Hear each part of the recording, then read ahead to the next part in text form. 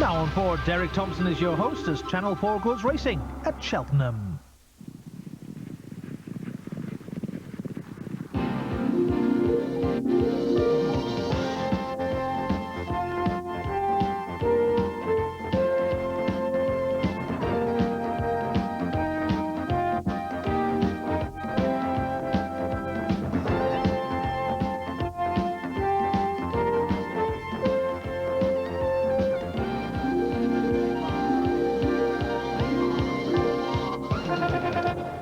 Hello, it's a gorgeous sunny afternoon and we're jumping again here on Channel 4 Racing, and exactly a month after the festival we're back here at Cheltenham, where Viking Flagship aims to become only the second horse after Desert Orchid to win over £500,000 in prize money. He's going to start red hot in our big race this afternoon. Now, he was to have been ridden by Tony McCoy, who was going for his fourth successive treble this week. He hurt his wrist in the first. He'll miss the day here at Cheltenham. Richard Dunwoody now rides Viking Flagship. Well, the going now is good, and the jockeys who rode in our first race described the going as dead and a bit tiring. Anyway, 4 runners go to post at 2:30 for the Mighty Group Hurdle. This could be the swan song for 14-year-old Moleboard, who everyone's hoping will end his illustrious racing career on a winning note. At 3:05, the richest race of the day, the Fawcett's for Myra Rada Showers Silver Trophy, a Grade 2 chase over 2 miles and 5 furlongs, all eyes on Viking Flagship. At 3:40, it's the final of the European Breeders' Fund Novice Hurdle Series, with Strong Promise, who ran so well at Aintree, hoping to defy top weight. Willie liked the good ground, though. And we round off with the time-form Golden Miller Handicap Chase, where champion jockey Richard Dunwoody partners that fast ground specialist, General Rusty. Well, only 27 horses in all, but they've won 137 races between them in our 4 races. And in the first race this afternoon, only 4 runners, but they've won 40 between them. And Bradbury Star has won 18 times, and 8 of those have been at Cheltenham. Now, this is the Mighty Group race. It's sponsored by the Management Incentive Through Investment Equity PLC, and they're providers of building services for commercial and industrial property owners and occupiers. Only 4, but it's a cracking contest. Let's have them named by Gigi. So, Borough 8, the 7-4 favourite, ridden by Richard Johnson. Moleboard 2-1, Mick Fitzgerald. Hops and Pops 9-2. Richard Dunwoody now rides, and Bradbury Star trading at 7-2 in the ring with Philip Hyde. That's the lineup for the Mighty Group Hurdle. So what about it, fellas? Is the heart going to rule the head? Is Moleboard going to come home first? We've got John Oaksey and Alistair Down. Well, it's the Mighty Group Hurdle, and there's the Mighty Mole. And you ask Oaksey and I whether the heart's going to rule the head. It always does, which is why I'm very impoverished and the noble lord is only semi-impoverished. But here's the Mighty Moleboard. Pulled up last time in the Stayers Hurdle, found the ground a bit quick, was a little bit sore afterwards, but he is an amazing old stick, 14 years young, and I use the term advisedly. It's 9 years since he won his first race, and if you go back into ancient history, back in 1988, went off 7-4 favourite for the Sun Alliance Hurdle in his novice year at Cheltenham. He's an amazing credit to Jim Old, who's kept him on the go. He's had his problems, and Jim will have agonised and has walked the course today for letting him take his chance. And his many followers think it's an insult, John, that he's not favourite. Yes, he certainly looks as if he thinks it ought to be an insult, because he looks really well. And as you said, he was on his toes in the paddock, really enjoying it.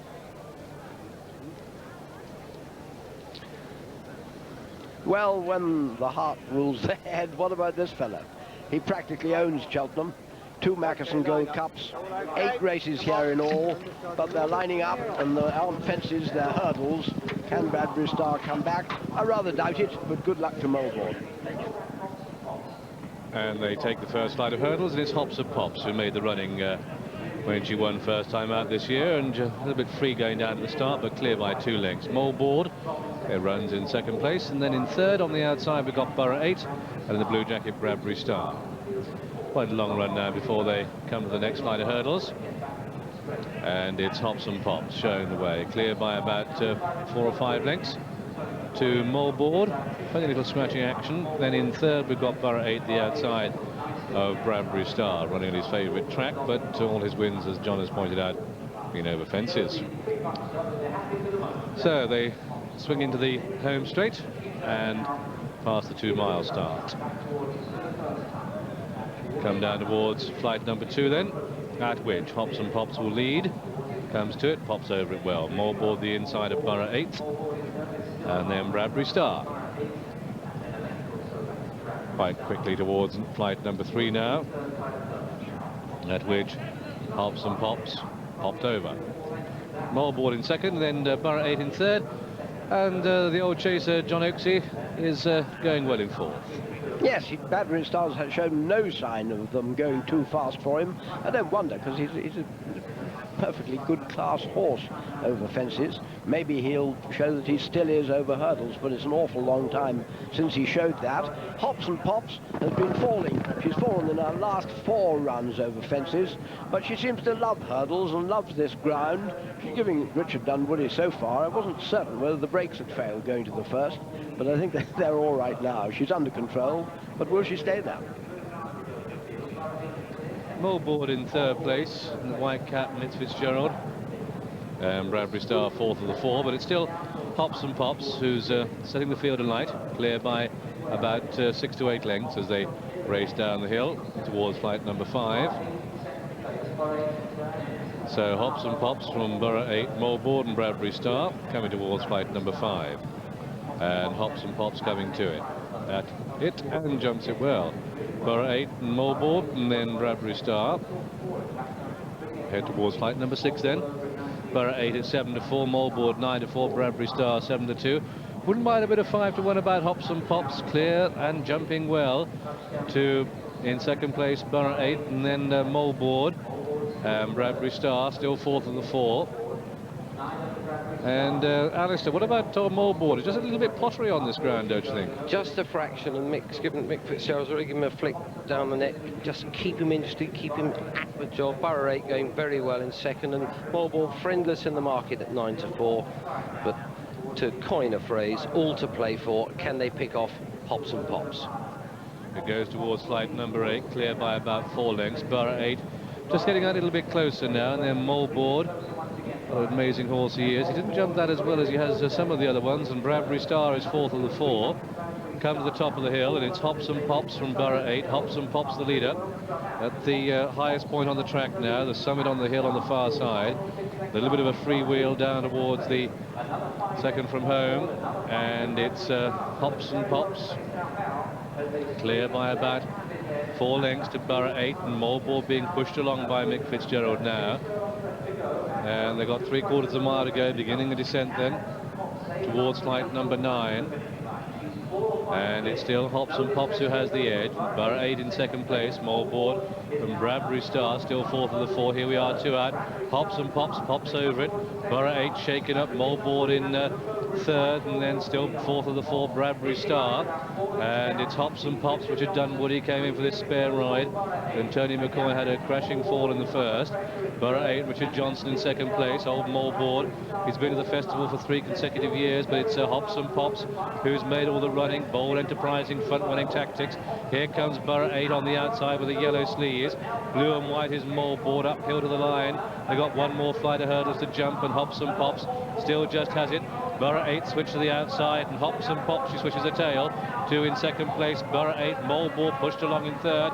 This is the last, and Borough 8 now putting the pressure to Hops and Pops, and Mulboard is starting to eat ground now on the far side. Hops and Pops goes on, but old Mulboard is in a forward momentum now. Hops and Pops and Mulboard, Hops and Pops.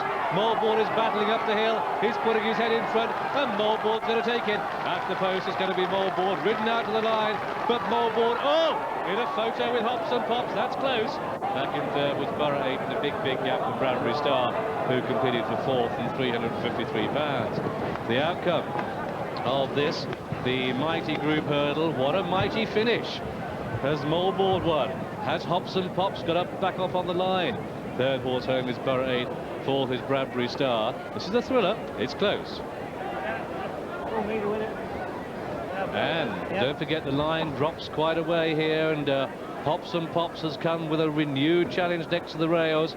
Nosed in front, has he? Mulboard certainly took it up with 100 yards to go. Hops and Pops rallied. The judge calls a photo to the outcome of this mighty group hurdle. Clear. Borough 8 in third.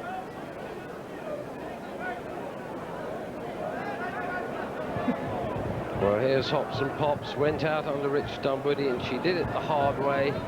She looked as if she'd been headed, but it looked as if she got back. Hops and Pops has won. Got right back up on the line to beat now Moleboard, poor old Moleboard, with Borough 8 third and 7 to 4. So Hops and Pops has landed quite a touch. 8 to 1 on the course, back down to 9 to 2, and just enough bookmakers went 5 to 1 at the bell for that to be the price. The complete outsider, of course, of the quartet. The runner-up Moleboard, the 9 to 4 second favourite, with Borough 8 third, the 7 to 4 favourite. But Hops and Pops, that was the one horse backed in the race seriously from 8 to 1. Many punters latched onto that 8 and 7 all the way down to 5 to 1. Although it was a complete outsider, you certainly wouldn't call Hops and Pops a rag here.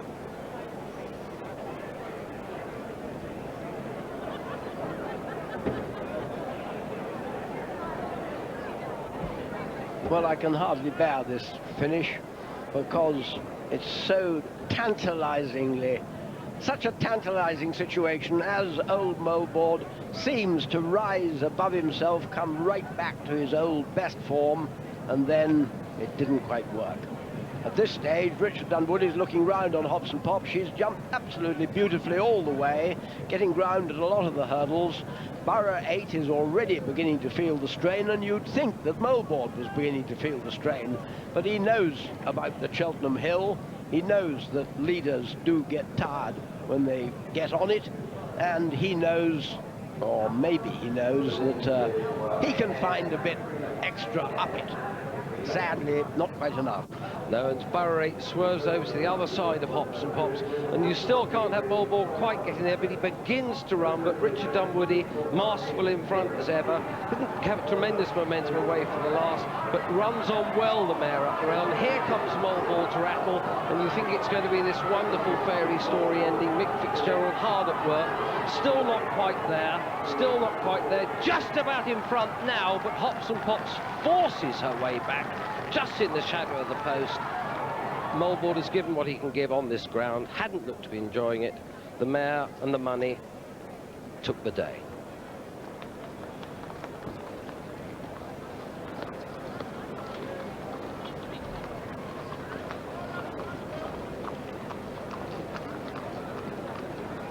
Well, she's a tough old stick, this Hops and Pops. I saw her fall over fences at Chepstow on Monday, and here she has bounced back, taken a valuable hurdle, or a good competitive hurdle, and here she comes.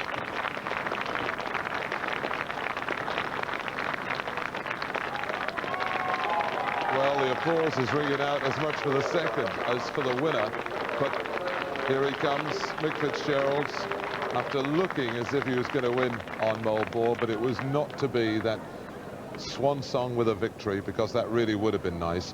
But let's take nothing away from Richard Dunwoody. He's proved once again just why he is the best around, and incidentally, he's now won £956,000 in win and place prize money in Britain alone. So he could, if he rides the next 3 winners, close on the £1 million mark. He could be about £5,000 short of the first jockey to ride £1 million winners in Britain. He's already ridden 39 winners in Ireland this season, so he's probably won already about £1.25 million in all, and that shows you why Richard Dunwoody is the supreme #1. Although he might not win the championship this season, he is still the man that the professionals call the professional's professional. Here's the SP. First number 3, Hops and Pops, a very game winner at 5 to 1. Second number 2, Moleboard at 9 to 4, heartbreaking second. Third number 1, Borough 8, the 7 to 4 favourite. The win tote there, £5.30. The dual forecast £5.90, straight forecast £14.40 and 4 Rand. The first result now from Fontwell Park this afternoon, the 2:10. First number 3, Prince Nasher at 100 to 30. Second number 2, Quiet Dawn, the 6 to 4 favourite. And third number 8, Miss Pimpernel at 20 to 1, 13 Rand. And at Hamilton on the flat, the 2:20. First number 5, Rambo Waltzer, the 9 to 4 joint favourite. Second number 10, Snake Plisken at 9 to 1. And third number 3, Master of the House, also at 9 to 1. Number 1, Maple Bay, the other 9 to 4 joint favourite, and 12 Rand. And there is confirmation on the photo finish. Hobson Pops gets up to beat Moleboard. But I tell you what, trainer Jim Olds of Moleboard, he ran a cracking finale there. Wonderful, wonderful race, really. And obviously the ground's a bit faster than he'd like.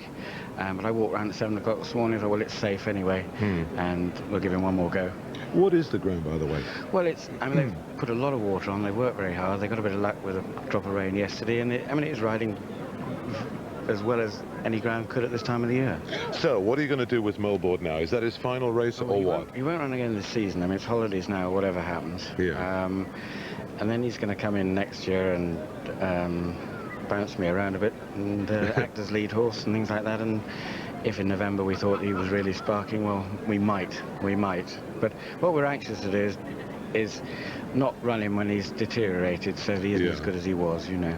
What I liked about him today was, I mean, he almost looked beat at the top of the hill, but he stuck his head out like a terrier. He still enjoys it, doesn't he? Oh, absolutely loves it. He loves everything at home. He loves his work. He loves his racing. He loves everything. I mean, he's just a great enthusiast. And I suspect probably the ground down the... Well, I know, because I walked it this morning. The ground down the back is a lot quicker, and it is quite much softer up the straight. So, and he loves running up hills, so... He's turned for home up the hill, seen the hill, and said, right, go on, I'll have a go, you know. He had it right, though. What a shame. He just got beat on the line. What's he going to do during the summer? What will you do with him? Well, he'll get turned out with his old mate Simpson. They've been out together the last 7 years. Really? And he'll be turned out at home at our place. And then he'll come in with everything else August the 1st, and we'll see what happens. Now, what's the latest on your champion hurdle horse? I mean, coming back here must bring back very happy memories of Collier Bay. I remember you that day. You didn't know what day of the week it was. I didn't know what day it was, about a week afterwards. He's finished for the season. Yeah, definitely. I mean, we took the shoes off him the next day to stop me having any nasty thoughts about running him at Liverpool. He'll come back with a view to running sort of mid-November when the ground, you know, if the ground's soft. I doubt whether he'll have more than 3 or 4 races again next year. He needs a long gap between races, and the aim will obviously be to have him at his peak for the champion hurdle. But I wouldn't think I don't think we'll be very busy. I mean, 3 or 4 races will be just enough for him, I expect, again next year. I mean, the season's going to be geared for the Smurfit champion hurdle. Nothing else.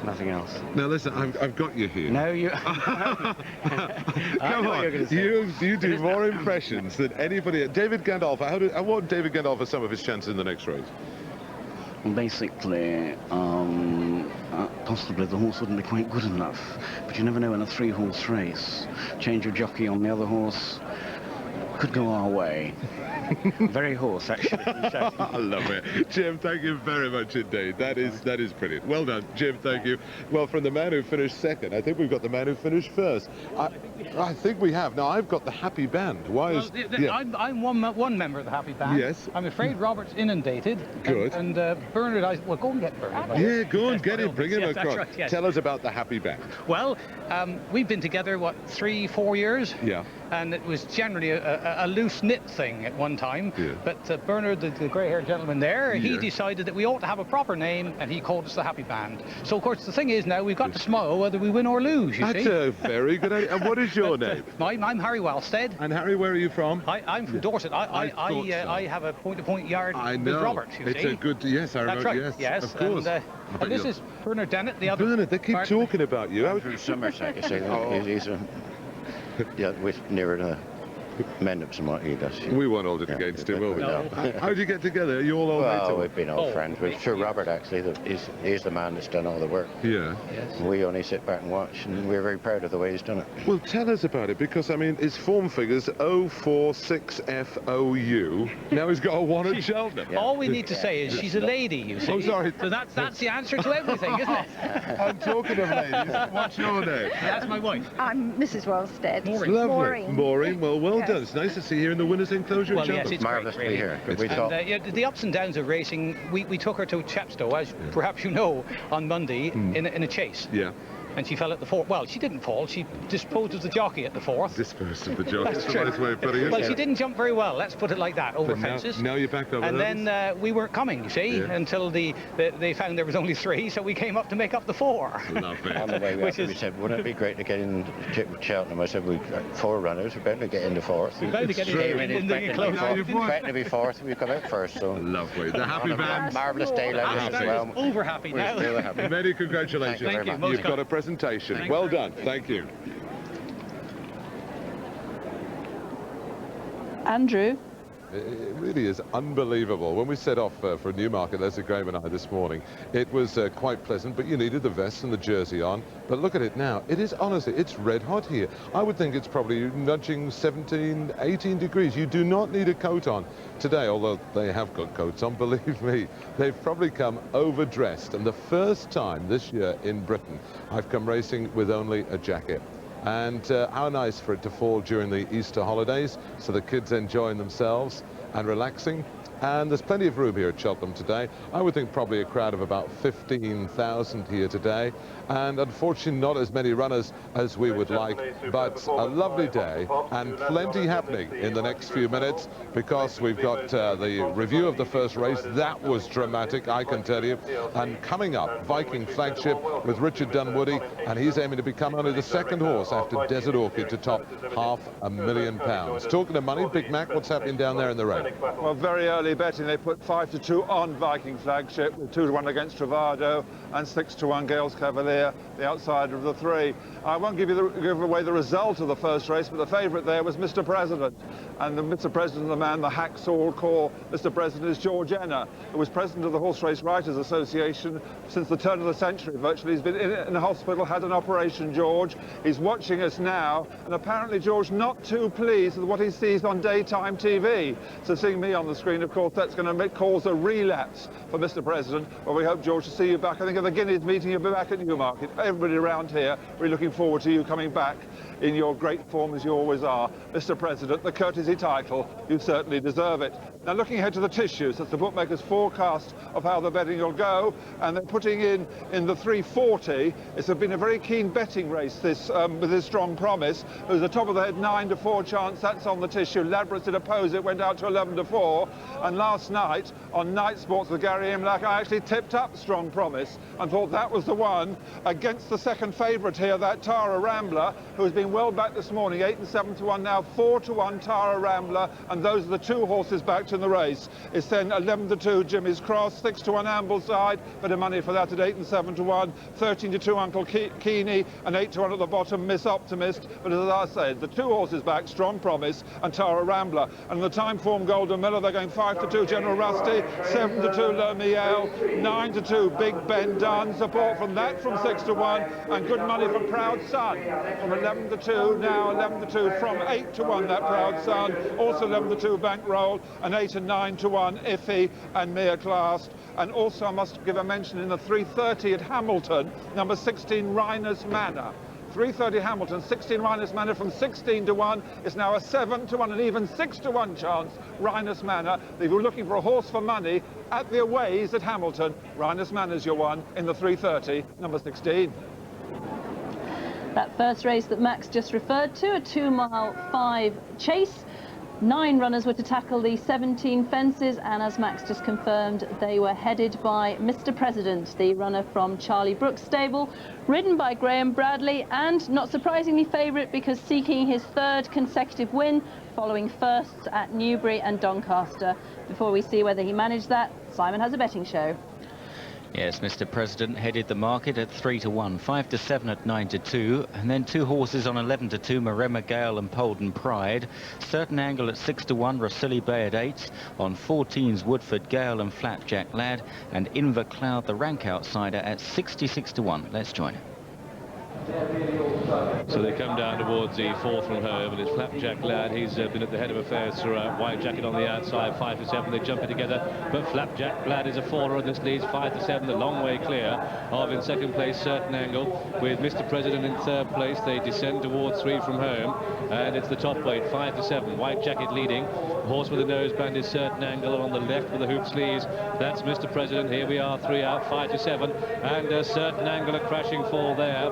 Horse and jockey appear to be okay, but it's 5 to 7 in the lead to Mr. President in second place. They've got about half a mile to go, and they turn for home with 2 to jump, and it's 5 to 7 with the advantage. Here's pricked round the final turn. Mr. President, Graham Bradley in pursuit in second place, come down towards the second last now, and the top weight 5 to 7. Mr. President on the left is getting closer, but is being ridden to try and close the gap. Here we are, 2 out, and it's 5 to 7, keeping up the momentum. Mr. President in second place. They're a long way clear of Brasili Bay, who jumped safely for third.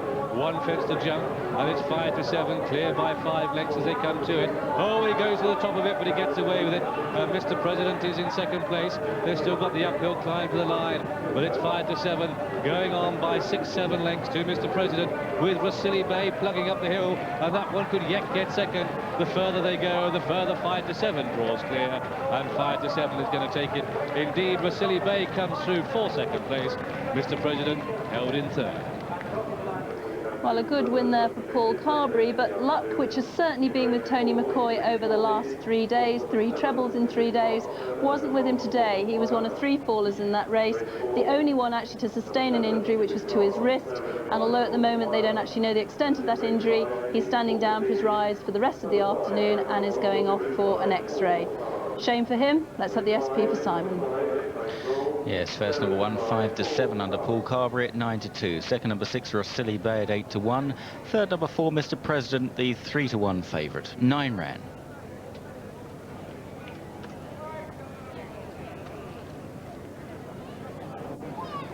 With me is winning jockey Paul Carberry. Very well done to him, and at the end of a very good 3 days because you were top rider at Ferryhouse. Yeah, super week so far anyway. Nice to win that. He's just great jumper for a horse that hasn't, well, he's had a good few runs now, but even from the start he was very good, and just idled a lot now in front from 3 out when your man Carl Wennon's horse fell beside me. It just made him, I think that's lacked concentration at the last, which made him put down and get in close to it. Other than that, he was foot perfect before that. And fancied ride later on in the afternoon for Sally Hall in the shape of Tara Rambler. How'd you fancy chances? I think he'd run very well. Hard to see him getting beat. If he runs the same way he did and jumped the same way as Doncaster, I think he should win. And your later ride? Don't know much about him, just have to get in the spare through Tony McCoy getting injured, but hopefully it'll be a good outspin. Now, they're saying it's good to firm out there, but how is it riding? It's easy side of good, definitely not faster than good. It's more between yielding, as they say in Ireland, but they don't say that over here. It's actually officially good, but you're saying it would be nearer yielding in Ireland, or good to soft, as we'd call it. Yeah, okay. Exactly. Good luck later on. Thank you very much. Now then, here is number 2, Viking Flagship. This is the horse everybody's looking forward to seeing. Undoubtedly going to start a red-hot favourite. In fact, I've just been told he is 9 to 4 on, despite the fact he's never won over a distance of 2 miles and 5 furlongs before. Richard Dunwoody, Mark Dwyer, Mick Fitzgerald are with me, the 3 jockeys in this race. What are your thoughts about the trip, first of all, Woody? I'd say it should be no problem. Derek, he's won well over 2.5. Didn't look like stopping last time, even though the ground would have been a bit faster at Liverpool. It's just a little bit on the dead side. It is. So how are these 2 jocks going to beat you today? Let's find out, because between you and I, Mark, you ride Gales Cavalier, the outsider of the 3. A miracle, I should think. A miracle? No, I think he's a good little horse, a good step up in grade from him. It's his first time at this trip, but we've always felt he would get it. Just see how we go. Mick Fitzgerald, you're on Travado. I mean, you finished behind him in the Champion. What chance of getting your revenge? I think I've got a great chance. I know the trip will suit my horse. Unfortunately for me, Mr. Dunwoody knows this horse probably better than I do. Yeah, he knows which isn't a help. He knows all 3 of these. But I do think that I've got a great chance. I wish the ground was a little bit quicker for me, really. It's probably a little bit slow again for Travado, but it's decent ground, so it shouldn't inconvenience him too much. I think that at the trip, I've got as good a chance as I'll ever have of beating Viking Flagship. Are you going to do a rough quest? Not necessarily. If he takes me there to the front 2 out, I should be quite happy to set sail for home.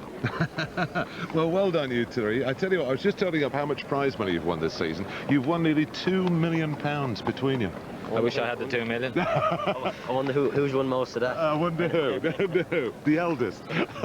Well done, fellas. Good luck in the next. Thank you. Thank you.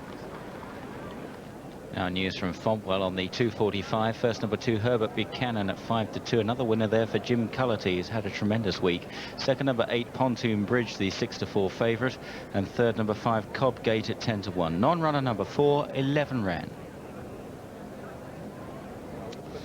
So, Viking Flagship, there he is, dual winner of the Queen Mother Champion. Can he confirm the form with Travado? And can he win and become the first horse after Desert Orchid to top the £500,000 in prize money? We'll find out right after the break.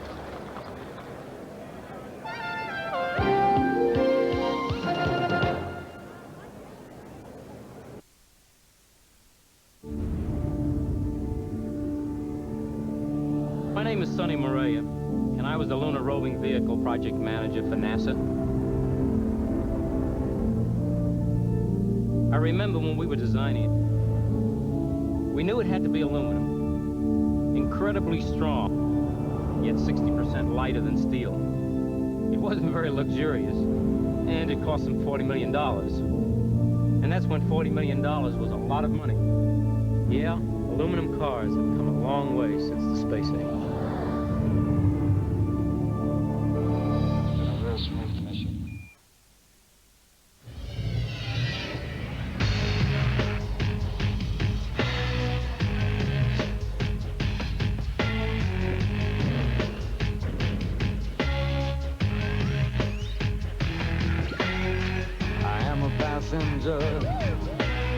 I stay under glass. I look through my window so bright, see the stars come out tonight. I see the bright and hollow sky over the city's ripped backside.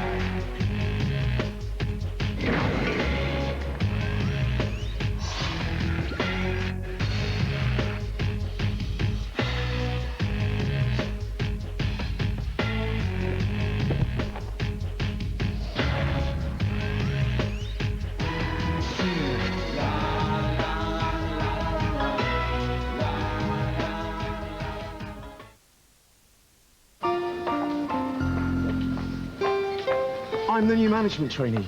Could you direct me to the store manager's office? I'll do better than that. I'll take you there. Not a bad little place, this. On the basic side, though. Could do with employing a few tricks of the trade. Yes? You know, a bit of subdued lighting, some fancy shelving, maybe the odd singles night or two. Sounds expensive to me. Well, of course, but we can just add on a penny here, penny there. We'll soon recoup the cost. Mr. Jackson will never agree to that. Who says he won't? Mr. Jackson. Quick Save, cutting the cost of shopping. If you're aiming for a great deal on car insurance, call Auto Direct, because if you can find a cheaper quote within 48 hours, you'll get your money back. Call 0800 600 100 now.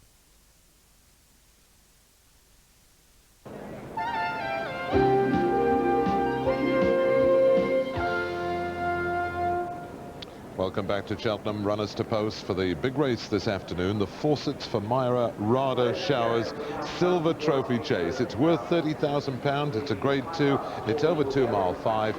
And the runners now going out on the track. They're named by Gigi.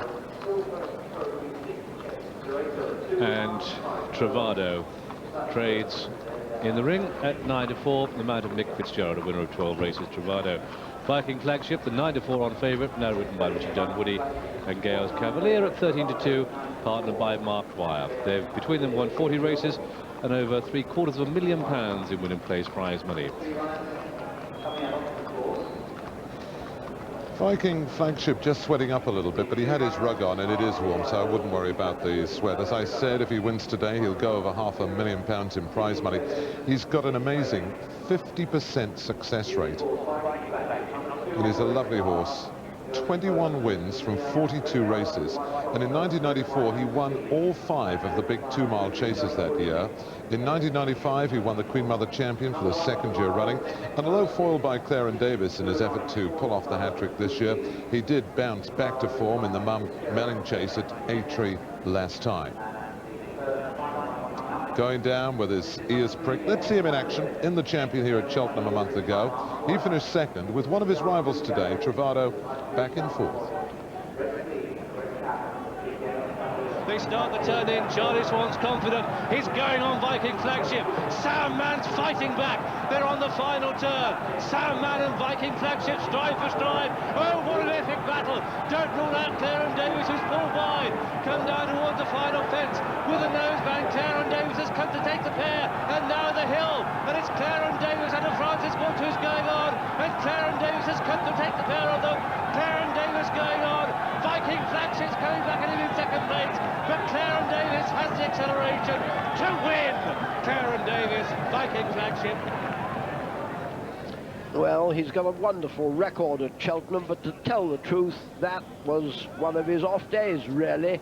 His jumping slightly betrayed him in the Queen Mother.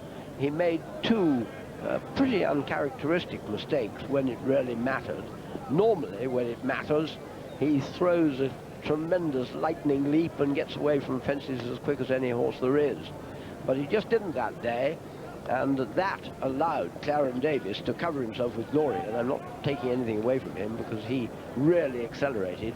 Nevertheless, if Viking Flagship had put in a clear round, it would have been a lot closer. Yeah, John, it may be also that he was involved in a shooting war with Sound Man, and in that sense Clarence Davis was able to come and poach the race to a degree, though that would not pay tribute to Clarence Davis's superiority on the day. But he did jump indifferently at the festival, but he jumped superbly at Aintree, and the fences up the straight, he really was awesome. And this is a wonderfully tough old turn. So if you think he was winning all-weather hurdles back in 1991 on the sand at Lingfield, for goodness sake. Yeah. He is an absolute star, this fellow, and the public love him because he puts everything in. I wonder what Travado says to him when they meet at the start. Oh no, not you again. Like this. The score between them is 7-2. No, in 7 races, I beg your pardon, it's 5-2 to Viking Flagship. Travado has finished in front of him twice, but when Viking Flagship was not on his special going days. The good thing about this race from Viking Flagship's point of view, I sincerely hope, is that it will convince the Duke that he will get 3 miles next year, and I'm sure he's already intending to have an attempt at the King George VI at Kempton. But let's forget there's a third runner, Gales Cavalier, a bold and brave front runner. Shouldn't be quite good enough, but pretty likely to take them along, Asda. Well, we've already had an outsider of 4 to set a precedent for an outsider of 3, but this really is one of those ones where you have to give the game up if Gales Cavalier wins. Though, as you say, a tough, consistent front runner with real ability as well, but here dropped in against 2 of the best, and I would expect Travado to be at his best this afternoon on this ground. And let's see exactly how Gales Cavalier figures in the market against the big 2. And Gales Cavalier most definitely the outsider of 3, Alistair, 7-1. Viking Flagship the 9-4 on hot favourite. Travado on the drift was 9-4 against, now 11-4. Gales Cavalier 7-1. Well, as to the eye catchers, you couldn't call Viking Flagship an eye catcher because he had sweated quite a bit, and the sweat had dried under his rug and didn't really look absolutely at his best. Travado, on the other hand, did, and once he was moving, Viking Flagship did fine.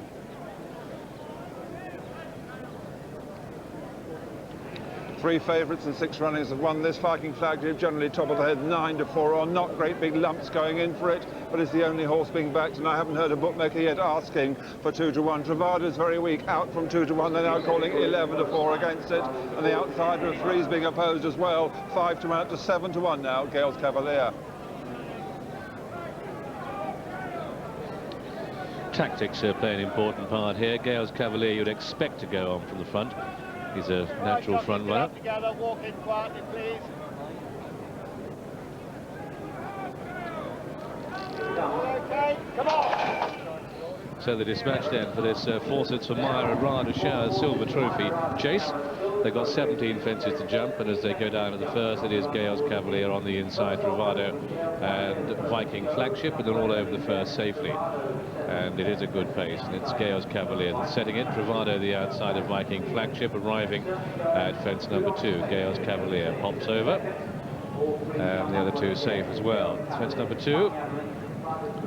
3 fences to jump on this spur of the track, and it's Gales Cavalier and Mark Dwyer leading. Blue sleeve jacket on the left, Travado, Mick Fitzgerald. Here we are at the 3rd, and Viking Flagship. Let's go around with them on the inside. Richard Dunwoody stepping in for the spare ride. Tony McCoy, the anticipated jockey, injured in a first race fall, and Richard will already be the beneficiary of a spare ride from Tony. And Hops and Pops, on which he made the running, settled second here on Viking Flagship, with Gales Cavalier at the head of affairs. So they're turning into the home straight, where they have 4 fences to jump, and they're through the first half mile. And it's Gales Cavalier who spearheads the 2 runners, and he gave that plenty of daylight. And Viking Flagship, a little bit exuberant there. Travado on the stand side. Fence number 5 now. Gales Cavalier from Travado and Viking Flagship, and head towards the 6. And Gales Cavalier pointing his toe, and they're running his race. 2 Travado on the left as we look at them, and as we actually look at them, Viking Flagship in the centre. Gales Cavalier with the edge, comes to it, pops over it. So they come towards fence number 7, and this will be the last next time round, and it is Gales Cavalier who leads, to Travado and Viking Flagship. Here we go. And Travado jumped in safely, and well, they all did. They pass us then with a circuit to go, and it is Gales Cavalier who leads. There he is, with Viking Flagship in 2nd and Travado in 3rd. So they swing away from the stands towards fence number 8, and Gales Cavalier, Mark Dwyer, just steadying the pace a little bit. Would you have laid the odds on Viking Flagship, John? Well, I would, and what's more, I'd pay to be changed places with Richard Dunwoody. In fact, you'd pay to ride any of these 3, wouldn't you? Matter of fact, Travado just got a little bit low at that.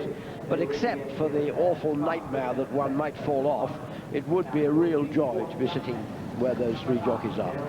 Viking Flagship jumping a lot better than he did when he was last here. And Richard Dunwoody, he's slightly tricky ride, this horse, in the sense he has to be sort of niggled at and kept interested and made to get into a race. It'll be interesting to see how it unfolds and how Richard handles it from here on in. Jumped that ditch well, that was the 10th.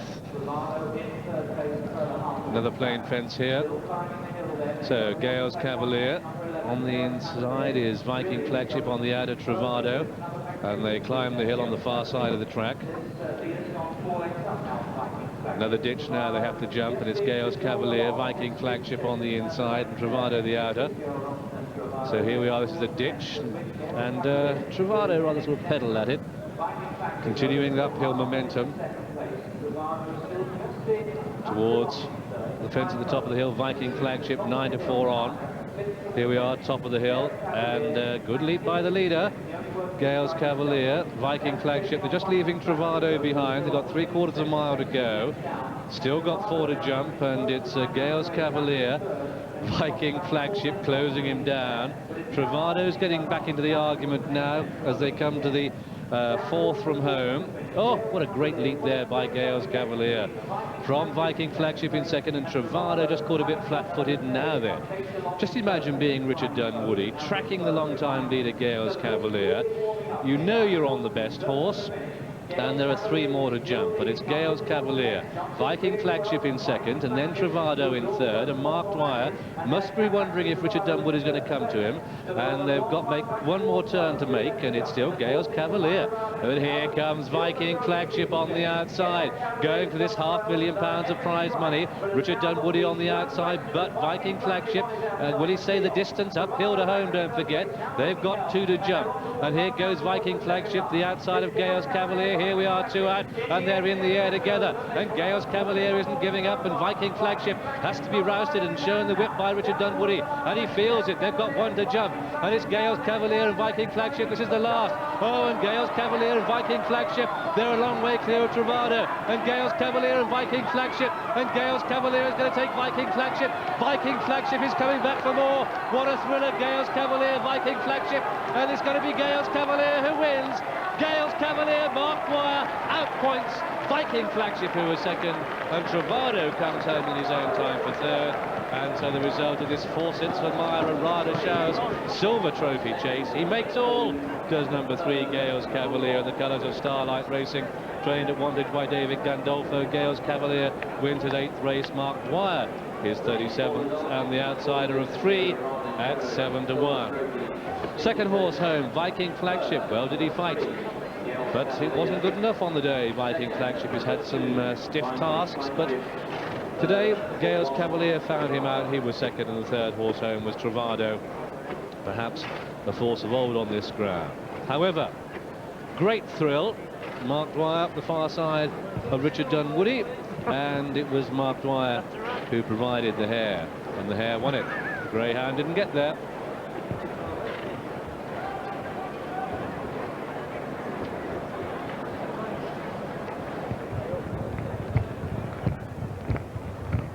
Well, one of the things that won this for Gales Cavalier was some magnificent jumping, John, from the top of the hill, never put a foot wrong.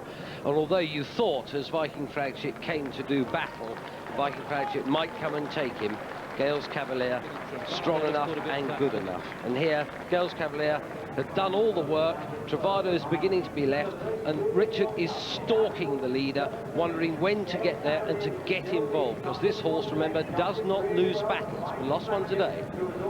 Amazingly, he lost one today. At this stage of the game, you thought that Richard Dunwoody had plenty up his sleeve, but then you remember that this horse in front, it takes a bit of doing to do what he's done. He's been in front every yard of the way, no encouragement except from Mark Dwyer to jump the fences, and he's jumped them like a stag. Not only like a stag, like a particularly agile stag. Just look at him. He's never given an inch at any of the fences, and he can't afford to now, because that's where Viking Flagship usually wins his battles. It's usually in the air, and he doesn't make any mistake either, but he can't quicken.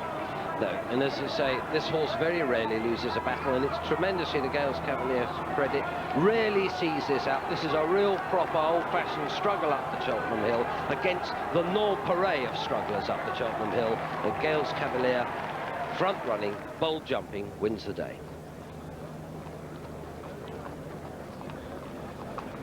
The outsider of 3, popular with the smaller punters, paid only 4.80 on the tote. That's less than 4-1. That Gales Cavalier returned the 7-1 outsider of the 3. The runner-up Viking Flagship sent off the 9-4 on favourite. It did touch bottle on 2-1 on. The Travado third at 11-4. And that Gales Cavalier, the second longest price winner in 7 runnings of this race. The other long price winner was 20-1 Norton's Coin in '89, ridden by Richard Dunwoody. That was the year before it won the Gold Cup at 100-1 and came back in '91 to win this race for the second time, old Norton's Coin. But 7-1, Gales Cavalier. We've had hops and pops, the outsider of the quartet in the previous race.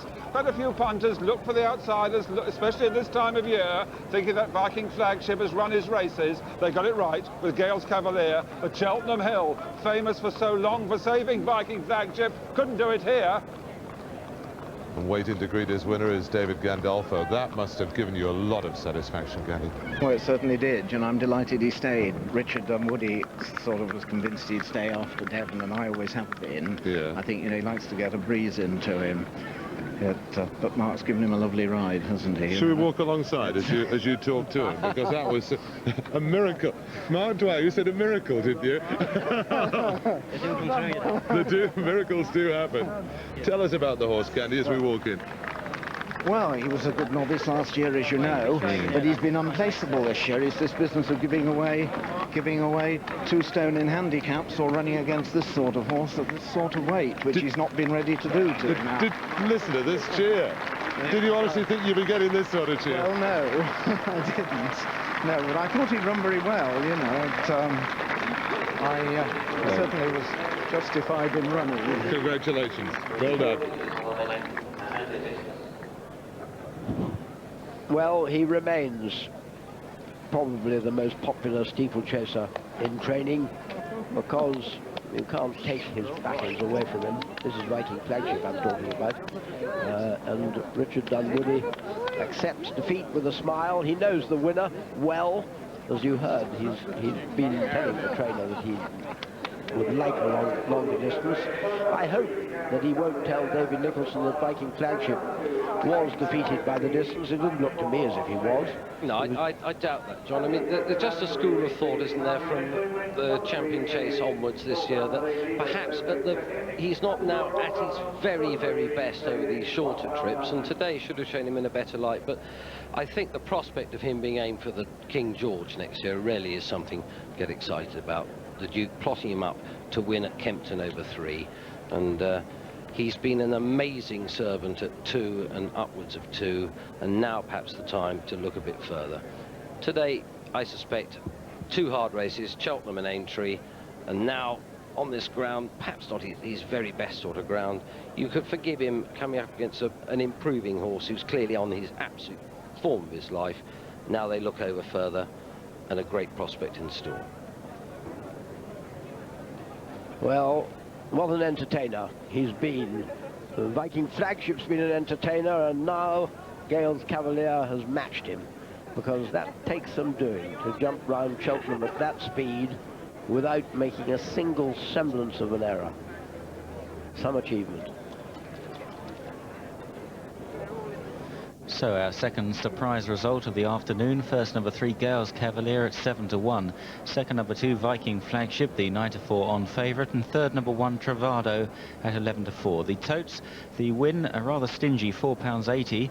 The dual forecast £1.90. And the CSF £10.28, 3 rand. And now at Hamilton, the 2:55 result. First number 3, Forest Boy at 11-2. Second number 4, Get Tough at 7-2. And third number 2, Domino Flyer at 16-1. The favourite there, number 8, Dungeon Princess, started at 5-2, 8 rand. David Nicholson is with me, Viking Flagship trainer. We're all looking forward to him winning. How disappointing is it for you as a trainer to see him beat like that? Disappointing to get, for a good horse to get beat. But I mean, Gales Cavalier has always been a decent horse. We got beat today. I just said to Graham Roach, I mean, how far did we finish in front of Travado? He's only been 6 and 10 lengths behind us over the last 2 or 3 runs. Yeah. We've run super. What did Richard Dunwoody say? I mean, the trip attempted 2 mile 5 for the first time. Would that have made the difference? What do you think? See, you're all wrong. He attempted 2 mile and 5 at Wincanton. He attempted, when he was 3rd, he attempted 2.5 mile at Newbury 2 years ago. He was 2nd in the Names Tycoon. He was 2.5 at Liverpool. So it wasn't a trip. I mean, the horses run a smashing race. I mean, to do what he's done, he never runs a bad race. I dread to think what the handicapper will do with Gales Cavalier now. Could be interesting, couldn't it? Good. What are your thoughts from now? I mean, I was reading you thinking about Punchestown or King George next season. If the horse is fine, they go to Punchestown. Yeah. He'll tell me. He was fine today. He jumped super. Richard gave him a super ride. I mean, I'm very proud of the horse. He doesn't let me down. I know. I mean, his win just short of 500,000. There's nothing wrong with that. What about the horse in the next? You got 2, Flying Gunner and Miss Optimist. I'm supposed to be sadly one now. I mean, Miss Optimist for me has got the better chance. Yeah. She's won twice. She's not a bad filly. Ran badly on bad ground at Newbury last time. Yeah. Flying Gunner hasn't won a race. He's been a bit unlucky. So both should be thereabouts. Won't be far away. Thanks, Duke. Cheers. Won't be far away for the Duke. That Miss Optimist put in 6-1 chance, 6-1 on the early show, Miss Optimist. Well, they opened the favourite 5-2, Strong Promise, and that's pretty solid at 5-2. I'll go down your card very briefly for you. 5-2, favourite Strong Promise. 11-2, Uncle Keeney. On the shoulders, 9-2, Tara Rambler, back down from 8 and 7-1 this morning. 14-1, the Hooded Hawk. 6-1, Ambleside. 14-1, Flying Gunner. 6-1 against Jimmy's Cross. 10-1, Exterior Profiles. 20-1, Old Habits. And 6-1 against Miss Optimist. Just to remind you that at Hamilton and 3:30, number 16, Rhinus Manor, really big gamble off course has been taking place on that. That runs in the 3:30. We'll have to see how that goes. But here is Strong Promise, the solid 5-2 favourite with 9-2 Tara Rambler, the 2 by far best backed horses in the offices this morning. So they're getting ready for the presentation. We'll see that live when you rejoin us right after the break.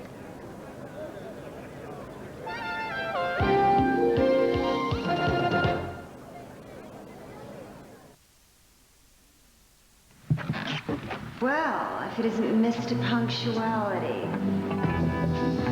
Where's my present? Hey, I have a surprise for you. A new car? You got me a new car? Well, it better be European. No, I only like Europeans. Where are we going? Just be patient. Ooh, it's a sports car. Smooth, real quiet. This is a quality purchase. Not yet, Elaine. How much longer? Come on, Vinny, please. Can't take it anymore. A Volkswagen. Polo! Oh, I bought a teeny cheap. What kind of a surprise is this? Car is not the surprise.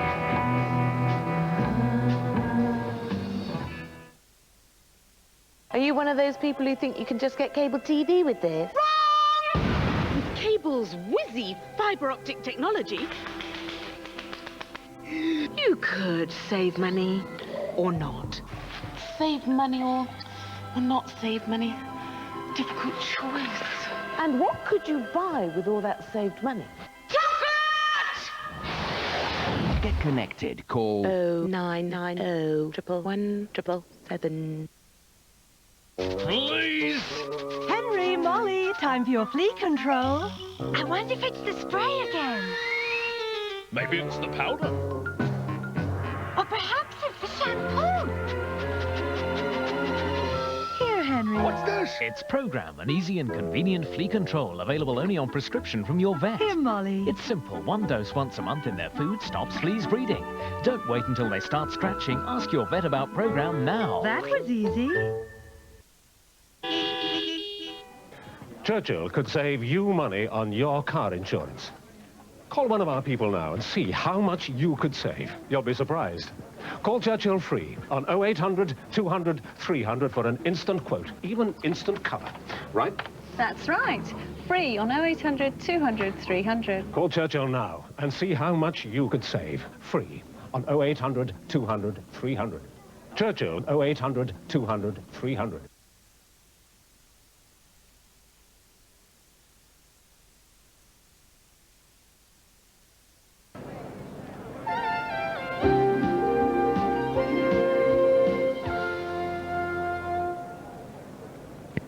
Ladies and gentlemen, on behalf of the Steeplechase Company, may I extend a very warm welcome to Fawcett's and their Managing Director, Mr. Mel Davis, and thank them for the generous sponsorship of our feature race today, the Grade 2 Fawcett's for Myra Rada Shah's Silver Trophy Chase.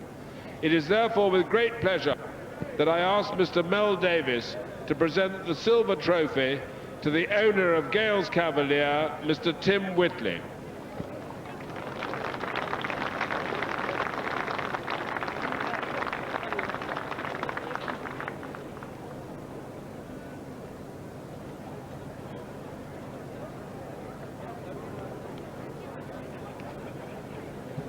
And can I also ask Mr. Davis to present the trophy to the winning trainer, Mr. David Gandolfo.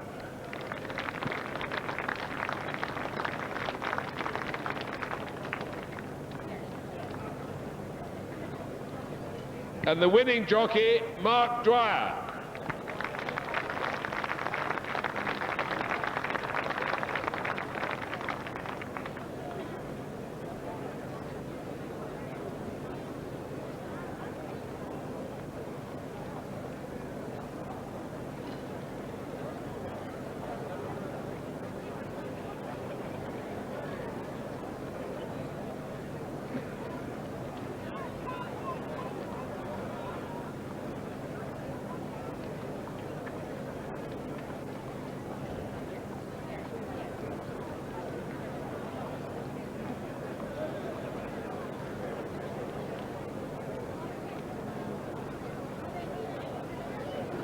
Well, perhaps not the sort of crowd we expect at the festival meeting, but still a very good turnout on what is a really lovely April, I should say, spring day here at Cheltenham.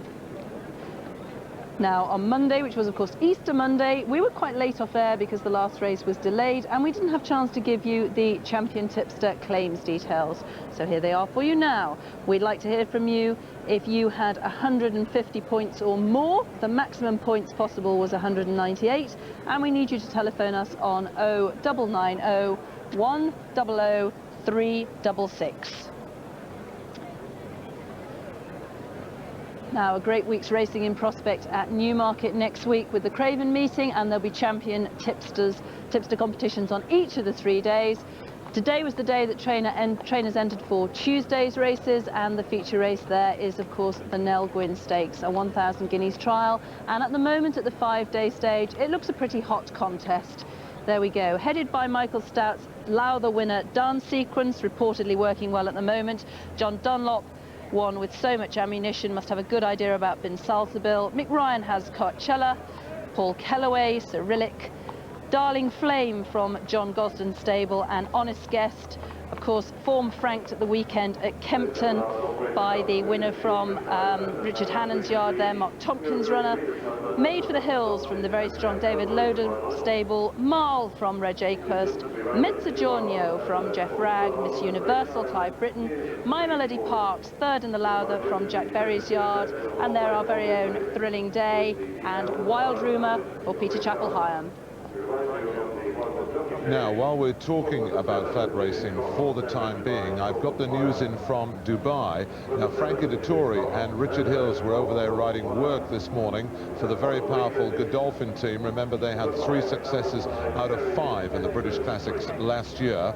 And the news on their 2,000 and 1,000 guineas hopefuls, Mark of Esteem the Colt, Frankie Dettori rode that in a 7-furlong full-scale workout with starting stalls and came through satisfactorily. He didn't get through his lead horse. This is the second favourite for the 2,000, but as Simon Crisford, the racing manager at Godolphin, told me, he's been on holiday for 5 months. The handbrake came off today, and he will progress in the next 3 weeks. He remains right on schedule for the 2,000 guineas. That's Mark of Esteem. Their big hope for the 1,000 guineas, Bint Shadayid, was only fair. That's the quote, only fair in her workout for the 1,000 guineas. Richard Hills rode that. Now, at Newmarket this morning, David Loder's Blue Duster worked over 7 furlongs, and she worked very nicely indeed. She finished about 3 or 4 lengths in front of her lead horse. She remains on course for the 1,000 guineas, and up against Henry Cecil's red-hot favourite, Bosra Sham. I saw her on the lime kilns yesterday. She worked over very nearly 7.5 furlongs, and she finished a couple of lengths clear, hard-held. And I think the way it's going at the moment, Bosra Sham, or possibly Blue Duster, if she stays the mile. Now, people who must have a fair bit of confidence in their runners have today supplemented the following runners for this year's Derby at the cost, believe it or not, of £8,000 apiece. Well, Beecham King from John Dunlop, he's earned more than that last year, so they probably won't notice it too badly. Bonarelli for Michael Stout. Clever Cliché, Henry Cecil, he would certainly know the time of day with a runner in the Derby. Glory of Dancer from Paul Kellaway. Mark of Esteem, just heard about from Saeed bin Surur. Charmit, Willie Haggis, I know that's very well thought of, that's likely to be seen out in the Lingfield Guardian Classic trial. And Spinning World, Jonathan Pease, I'm very sorry, Tagula, Ian Balding. We could have those flip-flopping favourites here. By far the best backed on the course is proving to be Tara Rambler, who touched 9-2, 4-1 is now 7-2. Joint favourite with Strong Promise, who is out from 5-2. 7-2 each of 2, so it's 5-4 against either Strong Promise or Tara Rambler winning. 6-1 bar the 2, and just up at Hamilton, that Rhinus Manor is now a 6-1 second favourite from 16-1. The money's down there. Just having a look at the runners in the parade ring for this final of the European Breeders' Fund National Hunt Novices Handicap Hurdle final. This is the final of 42 races that have been sponsored by the European Breeders' Fund, who put in excess of £500,000 every year. More on that right after the break.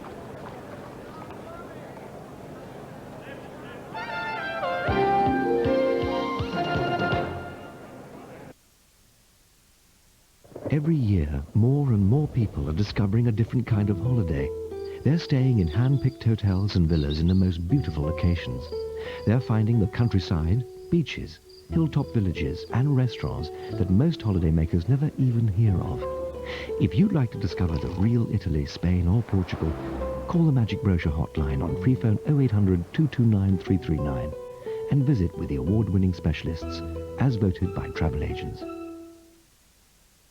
Pan-Pipe Images is the definitive Pan-Pipes album. Pan-Pipe Images, 20 great songs especially for you. You and your home are unique, so Direct Line tailor-make a home insurance policy just for you. We note the exact location of your home, the security arrangements, the age of the house, even the age of the owners. By taking into account things like these, in one short call we can offer the precise cover you need without paying more than you want. Call Direct Line on 0181 686 8877. A holiday from the award-winning specialists takes you to the heart of the real Italy, Spain or Portugal.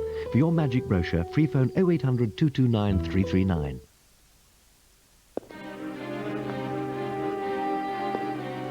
So she drove it. Aye, we found her miles away from the car.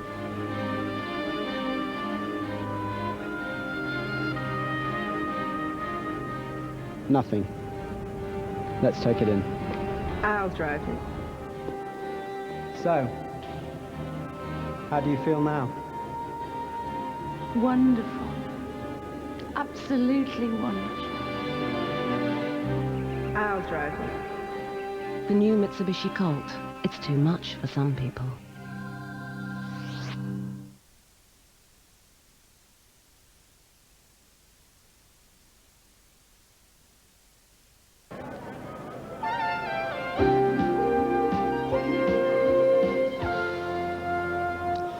So the jockeys getting mounted here at Cheltenham for this European Breeders' Fund National Hunt Novice Hurdle final. Basically the money that comes in for the European Breeders' Fund, the owners of the stallions put in the value of a nomination each year. So say a stallion costs £5,000 service charge, the breeder, the owner of the stallion, would pay £5,000 to the European Breeders' Fund, and they put that money back into racing, and that's why we've got this final today. It's a competitive affair, 10 runners. I must tell you, number one, Strong Promise. Owner-trainer Jeff Hubbard said, I'm worried about the ground. I wish it was firmer. So that's a slight worry about the horse who could open favourite, Strong Promise. He heads the weights. Gigi. And with 12 stone, really imposing looking horses, Strong Promise. The 4-to-1 joint favourite, Kieran Gould claims 3. Uncle Keeney 11-2, Mark Dwyer. Tara Rambler 4-to-1 joint favourite. A lot of confidence for Paul Carber's man. Hooded Hawk 14-1, Mick Fitzgerald. Ambleside, probable front runner here, 7-1, Richard Dunwoody. And the horse has been laid out for the race. Flying Gunner 14-1, Warren Marston. Jimmy's Cross 7-1, now partnered by Lorcan Wire. Exterior Profiles 10-1, Chris Maud. Old Habits is 20-1, Brian Story. And the lineup completed by number 10 on the card, Miss Optimist, who trades in the ring at 8-1. Richard Johnson claims a £3 allowance. Well, Gigi has just confidently predicted that Ambleside has been laid out for the race. With me is trainer Sarah Williams. Is this the case? He has been laid out for the race. He's well. I would have preferred a bit more cut in the ground, to be honest. But Rich has just told me the going is good with a bit of cut. So I am hopeful that he'll run a good race. Well, you know what it takes to win because you won with Country Lad a couple of years ago. You obviously fancy your chances today. I do fancy them. I wouldn't be here if I didn't. But the number one thing is to take him home in one piece, really. So because next year he'll make a nice horse as well. And you are taking him home because you've actually driven the box today. I've driven the box to stop my nerves. I get very nervous, and if I'm driving the box, it stops me sort of biting my nails and eating. So you don't look as though eating is a problem at all. Well, what are you worried about in the race? Well, basically, I am worried about the ground, and one's got to be worried about Strong Promise. But he's had a fairly hard season, but he's a lovely horse. But I think we're well in at the weights. We've got Richard. I've just got to be hopeful. Well, very best of luck. Thank you very much. Hope you're here after the race. Thank you. Thanks. Bye. Bye. Well, the best of luck to her. And Ambleside, as she says, already won a point in Ireland and a certain future steeplechaser. Well, Strong Promise.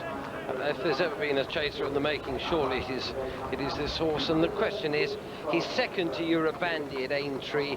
Is that more misleading than it is informative? He was down the field in the Tote Gold Trophy.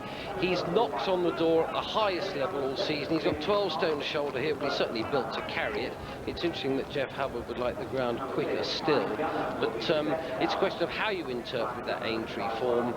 My feeling is that he's up against it here today, giving all this weight to some very shrewdly plotted up opponents, of which I would say Ambleside and Tara Rambler look the pick. I think Euroband is a really good and promising horse, Alistair, but on the other hand, he isn't the horse who necessarily does more than he needs to. He ran very green when he won here at the festival, and slightly green at Liverpool as well, so I wouldn't use him as a yardstick. How competitive that race at Liverpool was in depth, the jury's definitely out on that. It's out, isn't it? Tara Rambler is the one here, the Jack Hanson's colours. Sally Hall sent down from Yorkshire. It's the one for money on course, Mac was telling us. And 9-2 was about this morning, that was taken. And Paul Carberry was certainly fairly confident when we spoke to him earlier. And Tara Rambler is basically a horse who will love this good ground. He's won a good to firm at the Raisin, and then good ground at Doncaster, beating a horse of steel called Steel Moss, that I think a bit of, and was placed third at Ascot last week. And John, every chance. Looks really happy on the ground. He's on the sand at the moment, but when he was on the grass, he was striding out really well. Loves the ground, I'd say, and is bang in form.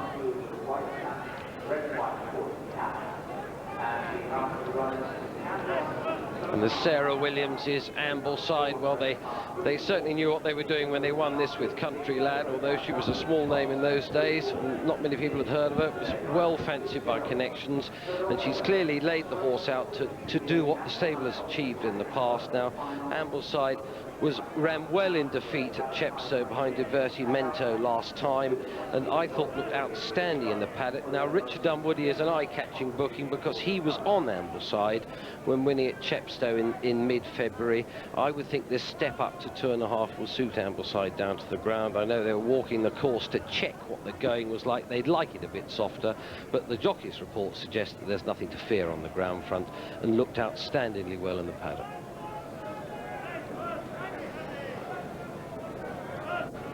There's Uncle Keeney, who hasn't always produced quite what is expected of him in the finish. He sometimes looks to be going really well, then doesn't pull out quite as much as you think he's going to. Nevertheless, he ran really well against top spin at Aintree, and is only a pound higher in the weights today. That was a pretty competitive handicap. Jimmy's Cross on the right there, Toby Balding's Toby Balding's contender, and Jimmy's Cross won last time at Huntingdon. Again, same trip, this sort of fastish ground, and this horse, I don't know, he's just doesn't quite strike me as good enough. 2 pounds out the weights, but then I was saying I'd give the game up if Gales Cavalier won Viking Flagship, so I shouldn't really be here anymore. Interestingly, that I just think, John, he's got a little on his plate here. Yes, he's interesting, very interesting to me, because he's from the same family, my time form tells me, from the same family as Kinloch Bray, who donkeys years ago was winning the Gold Cup when he fell at the third last, and I then was lucky enough to get him as a hunter. He used to run away with us out hunting, something awful, but on the other hand, he couldn't half go. If this horse has got a bit of his genes, he'll go too. Let's have some betting from Simon. And Jimmy's Cross now out to 9-1, pretty friendless in the market. Lorcan-Wire, of course, replacing Tony McCoy on Jimmy's Cross. The punters, well, they're punting Tara Rambler, the favourite, from 7-2 down to 11-4 now. In contrast, Strong Promise is drifting in the betting, out from 3-1 to 9-2. Looks a big price. Uncle Keeney at 11-2. On 7's Ambleside, 9-1 then Jimmy's Cross and Miss Optimist. Exterior Profiles at 12s. On 14's Hooded Hawk and Flying Gunner. And Old Habits, the outsider, at 20-1.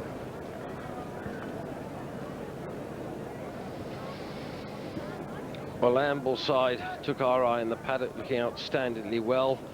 Both Gigi and Mac put Tara Rambler up. Gigi wasn't impressed with Old Habits going to post, and Strong Promise is going for a ball of chalk in the market. The money didn't talk with Ryless Manor up at Hamilton, well beaten there, but the money down here is for this Tara Rambler, now 11-4, and some boards are showing 5-2 against it. Out to 9-2 Strong Promise, 11-2 Uncle Keeney, the only one holding up against the front two, 7 Ambleside. Ladbrokes the magic sign, they really oppose this Strong Promise. In the offices this morning, they're absolutely right. It's all the way out now to On the Shoulders, 9-2. All the money is definitely for this Tara Rambler. Well, Miss Optimist, David Nicholson said, was the pick of his pair, and there was an inquiry into her last run, and basically wasn't acting on the ground and finished distressed as well. And if the Duke says this is the better of the two Jack Mills Castles runners, who am I to argue?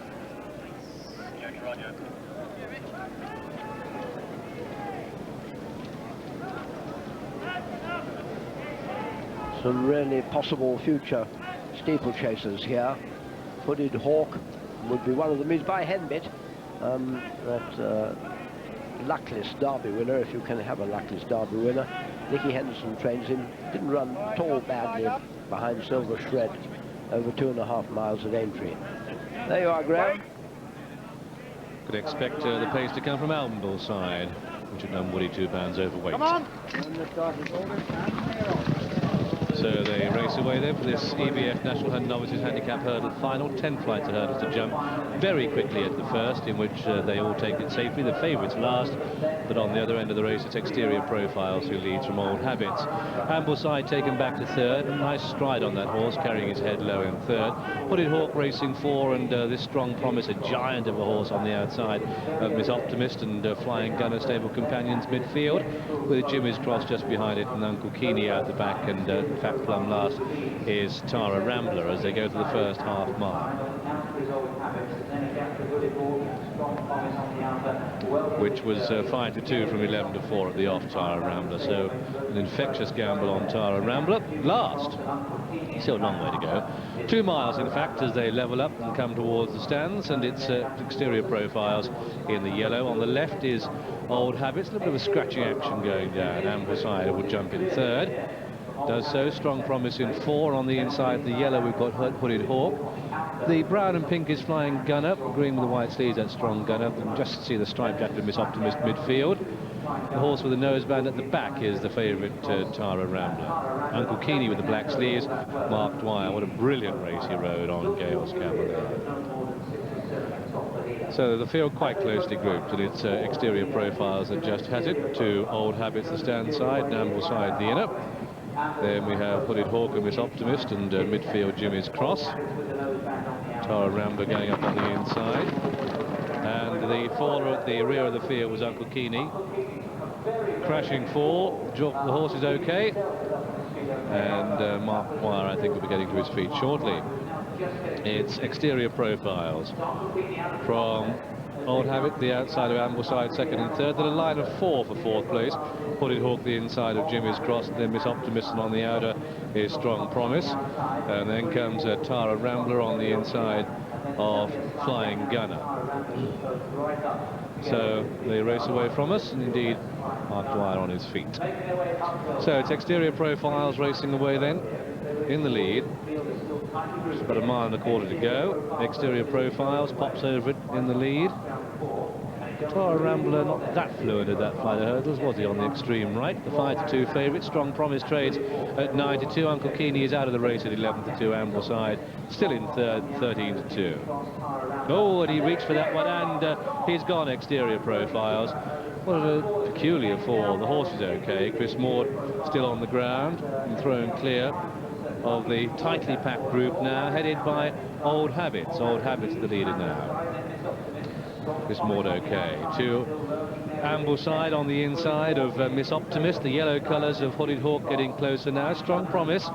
And then we have the black sleeves of Jimmy's Cross. And the favourite just nodded a little bit there, didn't he, Tara Rambler? Paul Carberry does like going round on the inside. They go to the top of the hill. And it's Old Habits in the lead. Pops over it well. Ayres horse is really running well. Had a big winner up at Ripon yesterday. So it's Old Habits in the lead. Now this Strong Promise is striding up on the outside of Miss Optimist, and then we have Ambleside well placed in 4. Flying Gunner in 5, and Jimmy's Cross the outside of Hooded Hawk. And then is Tara Rambler now pulled to the outside to get a run. They weren't going to come through on the inside of Mick Fitzgerald as they come to the top of the hill.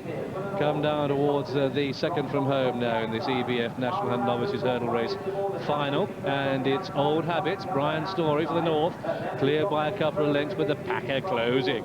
Red Cap, Miss Optimist, green colour, Strong Promise. Look to the left if you back the favourite. That's Tara Rambler. And again he nodded on landing. The only one out of it looks to be Ambleside. This Jimmy's Cross is going well. Black Steve Jacket. Lorcan Wire poised to pounce. Under half a mile to go. All to play for. Old Habits joined on the outside. Miss Optimist on the inside. Flying Gunner. The Duke's pair going well. Look at Strong Promise. What a giant of a horse he is. White Steve Jacket. Kieran Gall and Lorcan Wire and the Black Sleeves on Jimmy's Cross looking for room. Paul Carberry looking down on Tara Rambler. They're coming up towards the final flight of hurdles now. And it's Miss Optimist and on the inside of it, Jimmy's Cross, and then Flying Gunner, the pink and brown on the far side. This is the final flight now. Miss Optimist made it running to Jimmy's Cross in second place, and then Flying Gunner sticking on Durley up the hill. And as they race with 150 yards to go, it's Miss Optimist in the lead. Flying Gunner, the stable companion, the biggest challenger on the far side, and Jimmy's Cross is staying on. But this is going to go to Miss Optimist up towards the line. Miss Optimist is going to take it at the post. Miss Optimist, it is. 2 in second place, Jimmy's Cross. Third was Flying Gunner. Then came Strong Promise, followed by Old Habits. A big break for the disappointing Tara Rambler, finishing a nose in front of Ambleside, and that was clear of Hooded Hawk, who was last. And so, the result then of this, the EBF National Hunt Novices Hurdle Handicap Final, 2.5 miles the trip, 9-1 of the odds of reward on Richard Johnson's 36th winner of the season. The Plough Partnerships colours of red and blue are successful on the David Nicholson train. Miss Optimist pulled up in a previous race. There were valid excuses, and those are well rehearsed and recorded. Second horse home, Jimmy's Cross. Lorcan Wire pulling double with 2 to jump. Third horse home is number 6, Flying Gunner, also from the Nicholson camp. Warren Marston rode that. Fourth horse home was number 1, Strong Promise, for whom the ground wasn't totally satisfactory. A disappointing run by Tara Rambler, the very heavily backed favourite, finishing well out of the money. All credit though to Miss Optimist, who's landed the spoils. And didn't David Nicholson mark your card before the race? He said this was the one of his too, and it goes in 9-1 Miss Optimist, the best price she ever was. An 8-1 chance in the offices this morning, the 9-1 joint 5th favourite, and beats the other 9-1 chance Jimmy's Cross, with Flying Gunner 3rd, sent off at 20-1. Favourite was Tara Rambler at 5-2, with Strong Promise 4th, the 9-2 second best. But that interview with David Nicholson, a lot of you will be on. He was very confident she would run a big race, and she did. In she goes, 9-1, making up some of the disappointment the Duke must have felt for Viking Flagship in the previous race.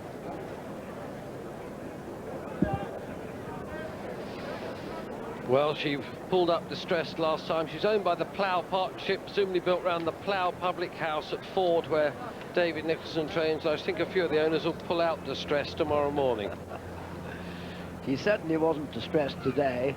Richard Johnson didn't quite have the dream National Hunt meeting, which seemed at one time likely. He got some wonderful chances, and the fact that they didn't come through was absolutely no fault of his, because he remains an extremely, as you'll see here, an extremely stylish, cool and confident young jockey. Behind him, just look at the purple and black sleeves. I thought that Kinloch Bray's relative Jimmy's Cross is going terribly well here, but has got very little daylight. Doesn't get much daylight all the way to the last, and may not have been because of that, but in fact misses the last, doesn't jump it anywhere near as well as he has the other flights. But you've got to hand it to the winner. She jumps well throughout, particularly at the last. Yeah, she's fine at the last. Jimmy's Cross is not. Strong Promise fading, giving a massive weight away. And the other Nicholson runner, Flying Gunner, runs on steadily. But Miss Optimist has got it. Ambleside was in trouble a long way out. Tara Rambler didn't jump or really actually run up to his price. And Miss Optimist sticks on well and fulfills the Duke's prediction. Now here's the SP. First number 10, Miss Optimist at 9-1. Second number 7, Jimmy's Cross at 9-1. And third number 6, Flying Gunner at 20-1. The totes there, the win at £12.40, rather more generous than in the last race. Places 280, 210 and 330. Dual forecast £62.80. The CSF £79 and twopence. And the Tricast £1,441 and 63 pence. Number 3, Tara Rambler, the 5-2 favourite, didn't jump at all well, 10 rand. Now news at Falkwell on the 320, and a royal winner here, number 6, Keel Row at 8-1, completing a double for jockey Jim Cullity. He's certainly a star of the future. And consolation here for the Queen Mother, whose good chaser Norman Conqueror had to be tragically put down yesterday morning. So good royal win, Keel Row. Second number 1, Amaze, the 7-2 favourite, and third number 9, Moynshire House at 4-1, 13 rand. So here comes the winner back to the winner's enclosure, and I think he's going to get a mega cheer here because this horse is owned by the Plough Partnership. That is a pub at the bottom of David Nicholson's Gallops at 4, just a few miles up the road, and 20 of them got together and bought this horse, and they are all here, and I can safely say that the Plough in Ford is definitely the place to be tonight. Oh, David Nicholson saying no, no, and they're all here. The publican's name is Andrew Porter. Richard Johnson, who started the season as an amateur, ends up winning the final of the EBF National Hunt Novice Hurdle Series, and what a jockey find this is. The Duke will take him in and make certain that he weighs in. While we, before we pop in. Oh, now what's up? Oh, the horse has been injured. So he's taken, the horse is just, I think, no, he's just gone a bit lame on his hind leg, I think, as he walks across. So the Duke has sent him out straight away. So while we get news of that, let's have news from Hamilton, Simon. Yes, the 330, Derek. First number 11, My Gallery, the 3-1 favourite, getting up in the last strides to complete a 4-timer. Second number 4, Mr. West Sound at 9-1. Third number 3, Garnock Valley at 10-1. And fourth, number 7, Panther at 12-1. 17 rand.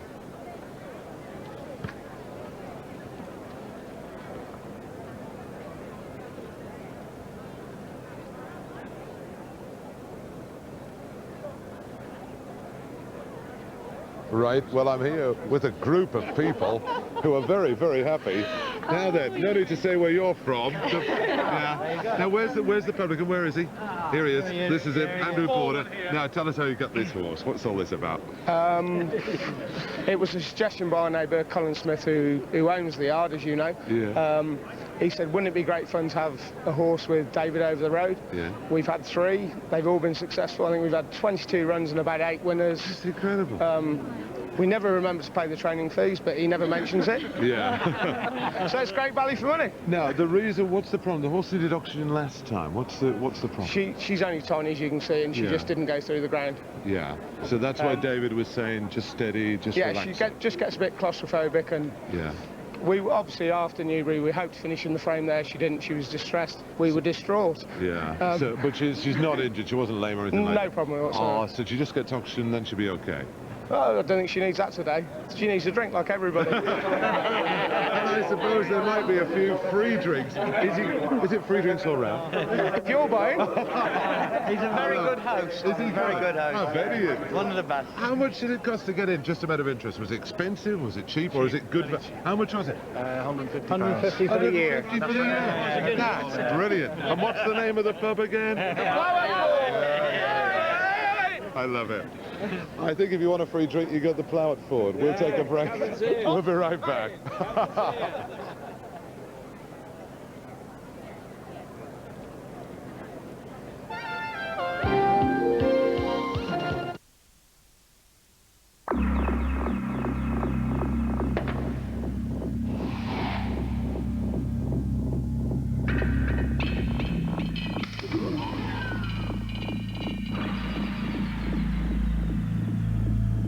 Most leading engineers are very secretive about what inspires them to build a better car in the future. And the engineers analyzing this new Accord have every reason to be secretive, because they didn't build the car. Honda did. The new Accord from Honda, as others are finding out. It's built without compromise. New Finish double-action tablets have 2 unique layers for brilliant cleaning. See for yourself. It's our ultimate finish. Are you one of those people who think you can just get cable TV with this? Wrong! With cable's whizzy fibre optic technology, you could save money or not. Save money or not save money. Difficult choice. And what could you buy with all that saved money? Get connected. Call 0990 111 777. Please! Henry, Molly, time for your flea control. I wonder if it's the spray again. Maybe it's the powder. Or perhaps it's the shampoo. Here, Henry. What's this? It's Program, an easy and convenient flea control available only on prescription from your vet. Here, Molly. It's simple. 1 dose once a month in their food stops fleas breeding. Don't wait until they start scratching. Ask your vet about Program now. That was easy. Now here's the weather. Whether you try and save money on your contents insurance depends on whether you call Commercial Union now on 0800 33 0800. This isn't a little rain shower, it's thousands of gallons of water a minute to demonstrate the deep gloss shine and protection of Turtle Wax Colour Magic. That's hundreds of thousands of gallons of water, enough to dull and spoil any finish. But Colour Magic car polish repels water and protects your car from weather, washing and pollution. It even helps mask minor scratches. Turtle Wax Colour Magic enhances, shines and gives lasting protection.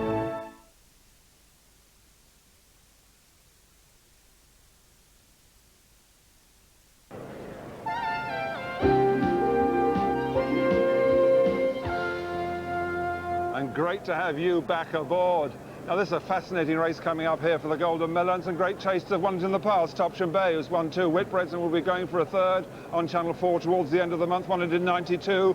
Gold Cup winners Charter Party and Master Smudge in the '80s. And back in the '50s, those great chases, Mandarin, Lockrow and 410 won it. But I got special memories of Larborn, the only horse to win the Golden Miller 3 times. And he also won 2 Whitbreads, that great Larborn, trained by Michael Marsh, ridden for most of his career by the late Mesa Gifford. Though Josh Gifford rode him the last time he won in 1969, carried 12 stone 10 that day, Larborn, and was a brilliant winner of this Golden Miller. And I particularly remember 1967, the first year he won it, was my very first interview on television. My mate Julian Wilson interviewed me here at Cheltenham just before Larborn won. I managed to tip the horse, the only winner I've ever given on television. In it went at 5-2. So I loved old Larborn, and this race a special fond memory for me and for many people. I think some of the great chasers who have won it. Looking back, 41 times been run over 3¼ miles. It used to be 4 miles. 17 favourites have won it, and 5-2 favourite put in General Rusty. 10-1 the top one, Mere Class. 9-1 against Iffy. 6-1 and 11-2 Proud Son back this morning, and top rated in time form. The sponsors top rate Proud Son, that's a top price, 6-1 now. 5-1 against Bankroll, 7-2 Le Miel, and on the shoulders 9-2 Big Ben Dunn. But none of these can equal some of the great giants of the past who've won it, especially that hat-trick horse, Larborn, my own particular favourite. My pal Julian Wilson did me a real favour way back in 1967. I was only a school kid then, though. Now the presentation for the European Breeders' Fund National Hunt Novice Hurdle Final. Sam Shepherd on the left presents the trophy and the magnum of champagne that'll go down well to Andrew Porter, mine host at the Plough. A beautiful spring day here at Cheltenham, and new life is springing forth in the centre of the course as 100,000 daffodils have been planted. This has been done by the Marie Curie Cancer Care Charity, whose patron appropriately is one of National Hunt Racing's biggest supporters, Her Majesty Queen Elizabeth, the Queen Mother. It was hoped the daffodils would be in flower for the festival 3 weeks ago, but the harsh winter delayed their progress. Now they're in full bloom, and every spring they'll provide a symbol of hope in the continuing fight against cancer.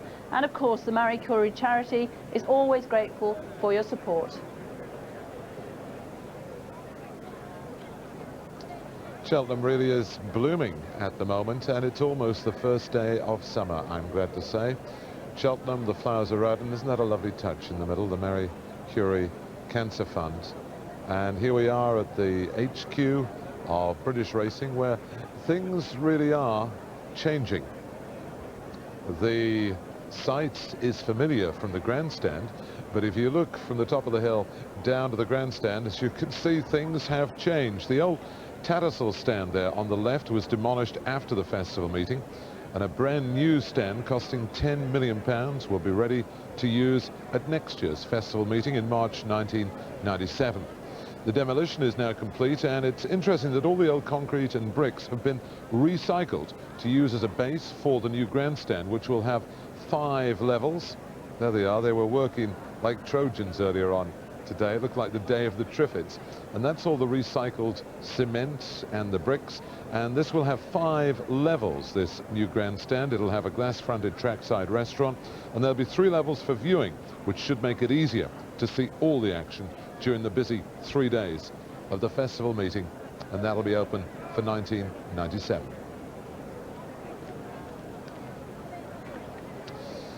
So that's the scene. The Golden Miller still to come. Stay with us.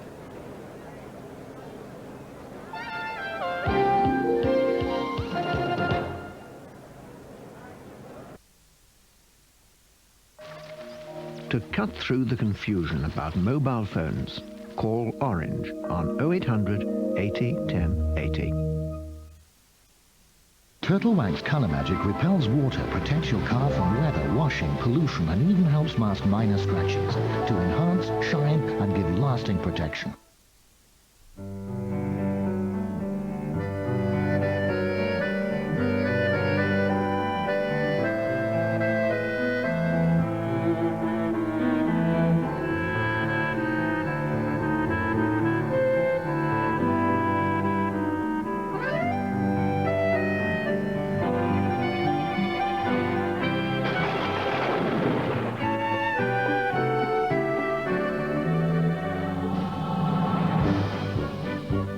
Demand more for your £11,455. The Primera Precision.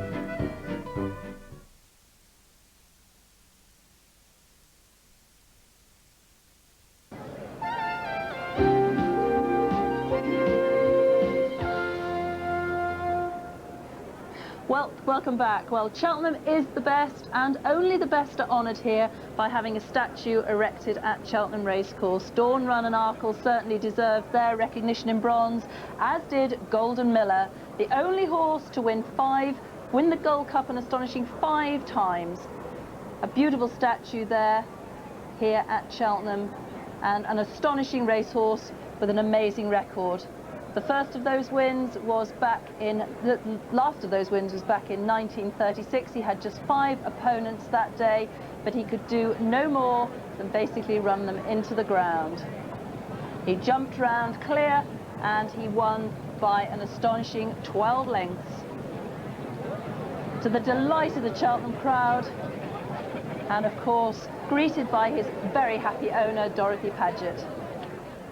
A truly remarkable animal, and, well, probably wasn't too much fun to ride against him, but one of the people who had that unenviable task back in the 1930s was jockey Tommy Morgan. I'm sure the memories keep him young, and our own youngster, John Oaksey, caught up with him earlier today at his home in Letcombe to reminisce. Tommy, what's your first memory of the great Golden Miller? Well, my memory was the handicap hurdle at Newbury, and I saw him at the starting post. I was riding something in the race, you see. And I thought, what a lovely horse that was, you know. And then I used to sort of watch him, and of course he went on getting better and better. He wasn't, I think he might have been placed that. He might have been 2nd or 3rd or something, you know, that day. But I wasn't in the first 3, I know that, I mean, that day, you see. But of course he was Magic Moon, which I won several races on. He was a goodish horse, you know. But of course Golden Miller wasn't a hurdler. It was only when No, but he'd only started in his life then, you Yes. see. I think he'd won a couple of maiden hurdles, you know. And then he went jumping fences after that, I think, or not long after that, you know. And then you followed him, you were riding all his Yeah, career. I was riding all his time then, you see. Until, well, until he finished in 36, I finished in 35, you see. I finished a year before Golden Miller finished, you know. And tell us some of the times you rode against him. Well, not many times, because he was always in those good races, and I was never what I call a top jockey, so I wasn't riding in the best horses, you know. But you rode in the National. Oh, I rode in 7 or 8 Nationals, I mean. But I rode in 2 Nationals with him. One he won it, you see. And I finished about 5th or 6th in it, you know. And one he fell in it. That was my last, yes, 33 he won it, wasn't it? That's right. When he won it, can you remember how fast they went? Oh, they went a hell of a gallop for those days, and I mean, it wasn't record in those days, but it was a very fast gallop, you know. And it was very good going. I remember that first year that I rode with them, and the one year it was very heavy. And of course the fences were a good bit stiffer then. I expect they were. I think they were stiffer. I mean, I can't tell you because I haven't ridden them on them lately. But they were upright, weren't they? Upright, very upright. They were very straight, yeah. Well, that's why all the fences were like that in those days, you see. Only they were started around them just after that, you know. The first place they rounded was Kempton Park.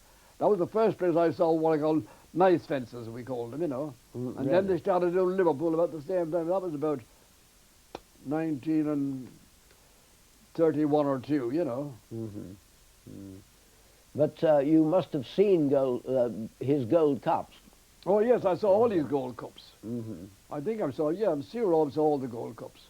And I was still riding at that time. And did you see the great battle with Thomond? With Thomond, yeah, hell of a battle with Thomond, yes, I saw that battle. And of course Thomond was trained down here then, Jack Anthony, you see. Tell us about your riding life. When did that start? 1919 I had my first ride at the Curragh. How old were you? I was 13 just then, just turned 13 then. And about 9 months afterwards I had my first ride, I had my first ride in England. And that same year, 19, and I came over to the uncle and I rided Linkfield Park, I think it was. And then your first winner? First winner was the same year, 19, and only the same winter, I mean 19 and 20, at Epsom. And you were only 13? I was 13, I was being 14 that year, and a couple of months later, you know, but I was 13 years at that time. And then that was, of course, on the flat, but you then became a jumping jockey. I became a jumping jockey. Well, I had to ride on over hurdles when I was riding on the flat, you know. I had the first ride at Haydock Park. An uncle of mine had a horse down there, and he said, I'd gone to Ireland for the winter. I should go and hunt over there for the winter, you see. And the uncle of mine wrote to me and said he was an Epsom. He was the same man I'd been with early on. He said, would I come to Haydock Park and ride a horse from in a 7 hurdle, I think. And I always remember that day because it was the beginning of having the helmets on. There'd been 2 jockeys killed that winter in England. And when I came, I'd never had a ride over horses. I came to England, then I hadn't any helmet. And I always remember well the jockeys then. I said, well, I haven't got a helmet, you know. Well, there's somebody gave me something to weigh out with, you see. And they said, you needn't wear that, and we don't wear them, then make it like pansies, you know. I remember, well, I think Fred Rees was riding, and there were a lot of the great jockeys riding, because there was a meeting down at Sandown or something, it was abandoned, you know, through frost or something. And they all came to Haydock Park, you see. A lot of good jockeys in this race, you know. Did you ever sit on Golden Miller himself? No, never. No. Never had the honour of doing that. No. But you must have seen him a lot here. Oh, I saw him going when he was all the hair all the time, yeah. See him going by, but they used to always go up this road when they were doing road work every Thursday. They used to go up this road and back again. That was Thursday was an official road day, you know, for most trainers, except for runner next day or something, you know. Yes. Living proof there that racing really can keep you young. 90 years old, Tommy Morgan, and thank you to him for sharing that with us. Well, 3 weeks ago, the festival here at Cheltenham, as ever, gave us excitement, elation, and the highest calibre of racing. But sadly this year, the great spectacle was marred by the inexplicably high number of equine fatalities. As a result, a joint study has been undertaken by Michael Enriquez, Deputy Chairman of Cheltenham Racecourse, and Tony Goodhue, who is a Director of Jockey Club Field Services. The report is due out next week and will be read with obvious interest by everyone associated with racing. But given the post-mortem that has already taken place, it's difficult to see how that report is going to be able to point to a single factor as the root cause of the problem.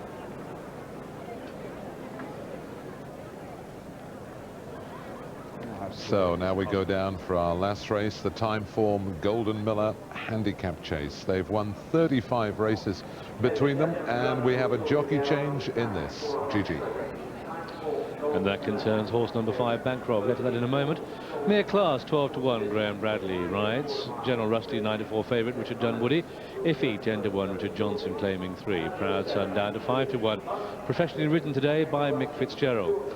Number 5 is Bankroll, 6-1 chance. Paul Carberry stands in for the injured Tony McCoy. Number 6 is LeMay, 5-1 chance. Andrew Larnock claiming 3, and Big Ben Dunn, 6-1. Not unfancied, ridden by Dean Gallagher. That's the lineup for the time form Golden Miller Handicap.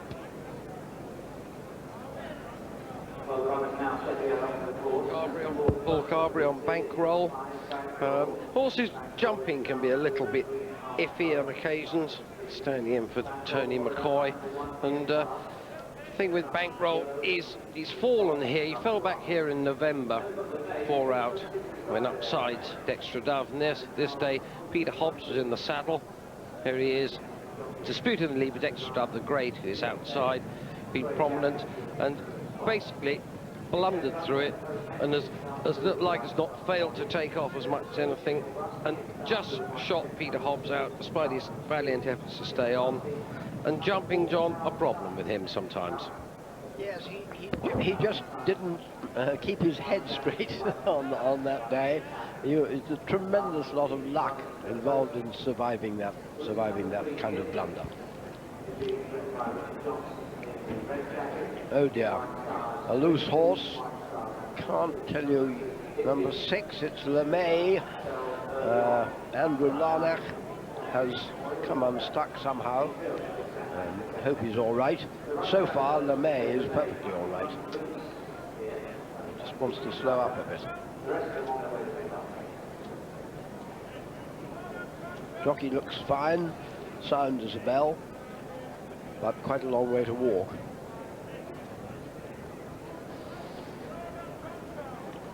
I'm not sure where LeMay is, because we're out of view of him. It's not so much where he is as where he's going, John, that's the worry. But if I knew where he was, I might know where he was going. That's my point. He's up to the top of the hill now, going the wrong way round. In fact, he's now going down the chute, which is good news, because provided he doesn't run into anything, he ought to be brought to a halt in the end of that chute. He's slowing up nicely by the first fence of the 2.5-mile course. Down to a trot. Hopefully. No, it's a question of whether he heads for Winchcombe and Freedom or comes back in this direction. And he's found a nice gap in the rows and You've inspired him to get off on his own route to get a pint in the De La Beer over the back of the hills there probably, or perhaps the corner cupboard in Winchcombe does a good pint. And this is going to cause a major hiatus. LeMay having the time of his life. Jockey needs some mechanical transport. I should have thought an ambulance might offer him a lift, but, or somebody. Nobody is yet.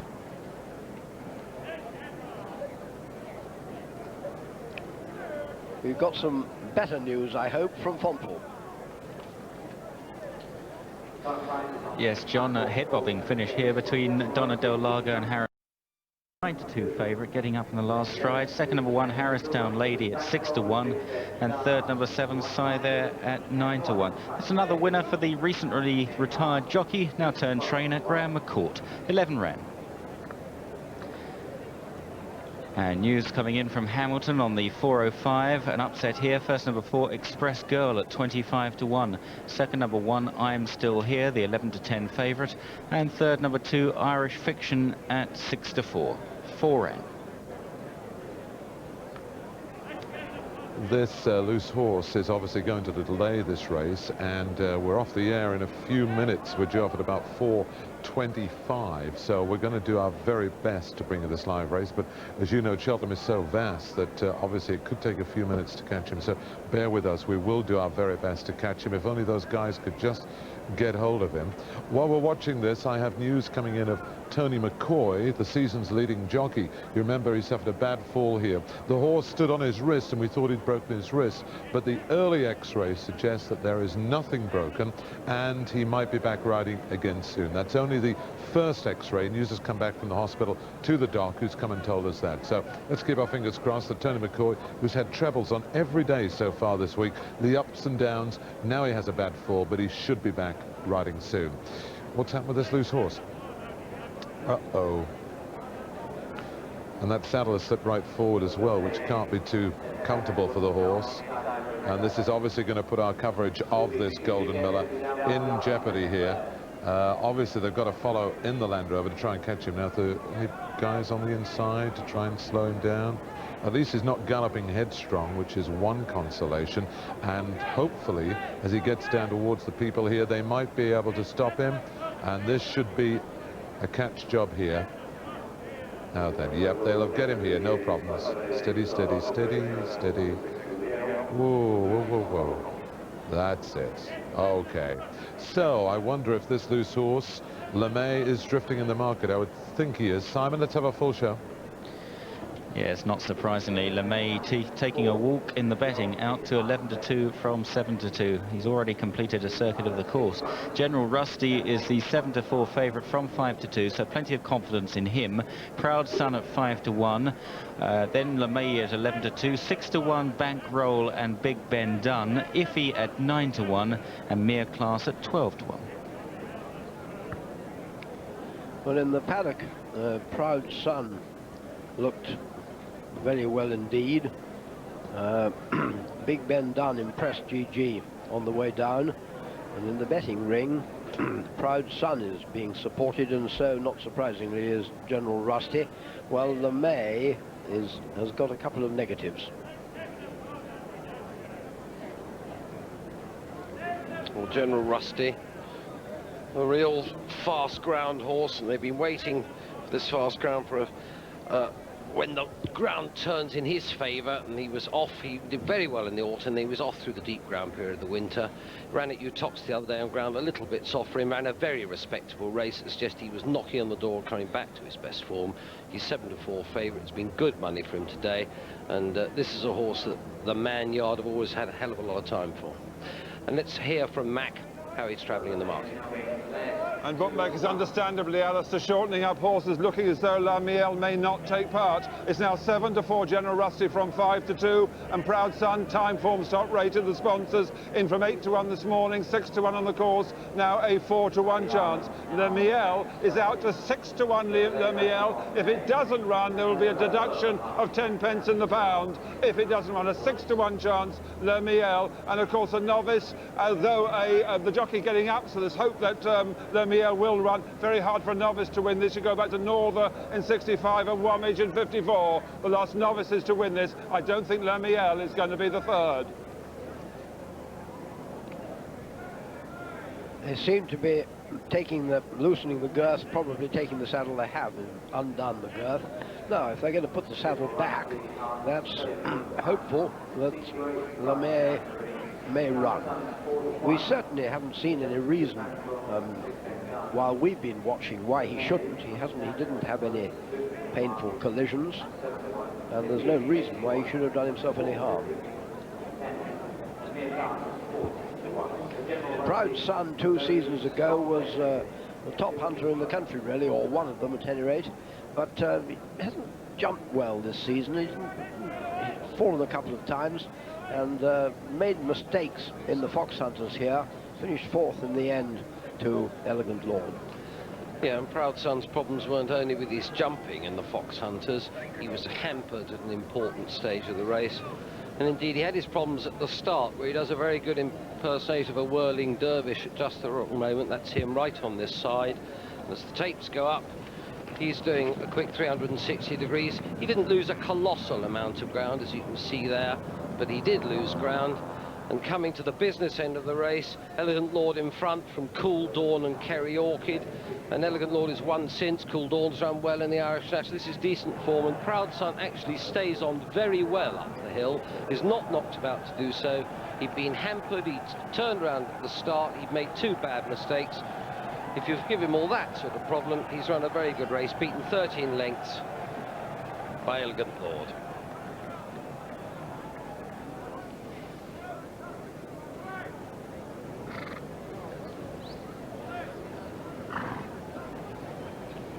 And LeMay with the saddle back on, not surprisingly, he's sweating up a little bit, but that's not going to do him any damage, I don't think, or do his chance any damage. He's mare class, Charlie Brooks is 10-year-old, been a little bit disappointing just lately. He pulled up last time out for some reason which we don't know. We don't know an explanation of that, but he had run a really good third to Wilsford, that Jenny Pittman's good old stayer, and that was reasonable form. But ever since then, in 2 races since then, he's done nothing. Big Ben Dunn won well at Folkestone the other day, and really has won 4 of his last 6. And he's a horse who's clearly had his problems. He had a season off, but I was talking to a reasonable judge who was at Folkestone watching him the other day and said he won actually really well and really stuck at it. And this is a horse who's, when things are right for him, and I think he'll go quite happily on this ground today, and he'll get every yard of it. He's right down at the bottom of the weight. I think he's actually a couple of pounds out, 3 pounds out, but he's a horse who's still got not that many miles on the clock, and I would suspect could run a really good race here. And LeMay coming back now to rejoin his rivals. No doubt he says sorry for keeping them waiting. Let's have a look at the betting. And LeMay now out to 8-1, hardly surprisingly. But the front 2 in the betting very strong. General Rusty at 15-8, and a move for Proud Son now at 7-2, was 6-1. On 11-2, Bankroll and Big Ben Dunn, 8-1 LeMay and Iffy, and Mere Class still the outsider at 12-1. General Rusty's been such a wonderful servant to Charlie Mann and Richard Dunwoody, who rides him. We're hoping to have him join us on the morning. Indeed, we're not hoping, he is going to join us on the morning line on Saturday. So that'll be good. Richard in tremendous form and happier and more relaxed this season since he started to pick and choose. Oh, I hope I'm not condemning him to a bad ride. Over to you, Graham. So 22 fences to be jumped, and now Proud Son is at the back. And Bankroll out the back as well. Take it down with all of them. Bankroll being led in. Simon Morant asking them all to take a turn. Walk him in again. General Rusty a 7-4 chance. Bankroll is the one on the back and not keen about going forward. Amazingly, just 7 runners, and what problems we do encounter with live racing. Now don't have that horse in front of the others. Behind the others. No, sir, no, sir, no. Go again, sir. Turn around. Take them all back again. Take them all back. So taking another turn. Come out of there. Get that horse in behind if you're going to lead him.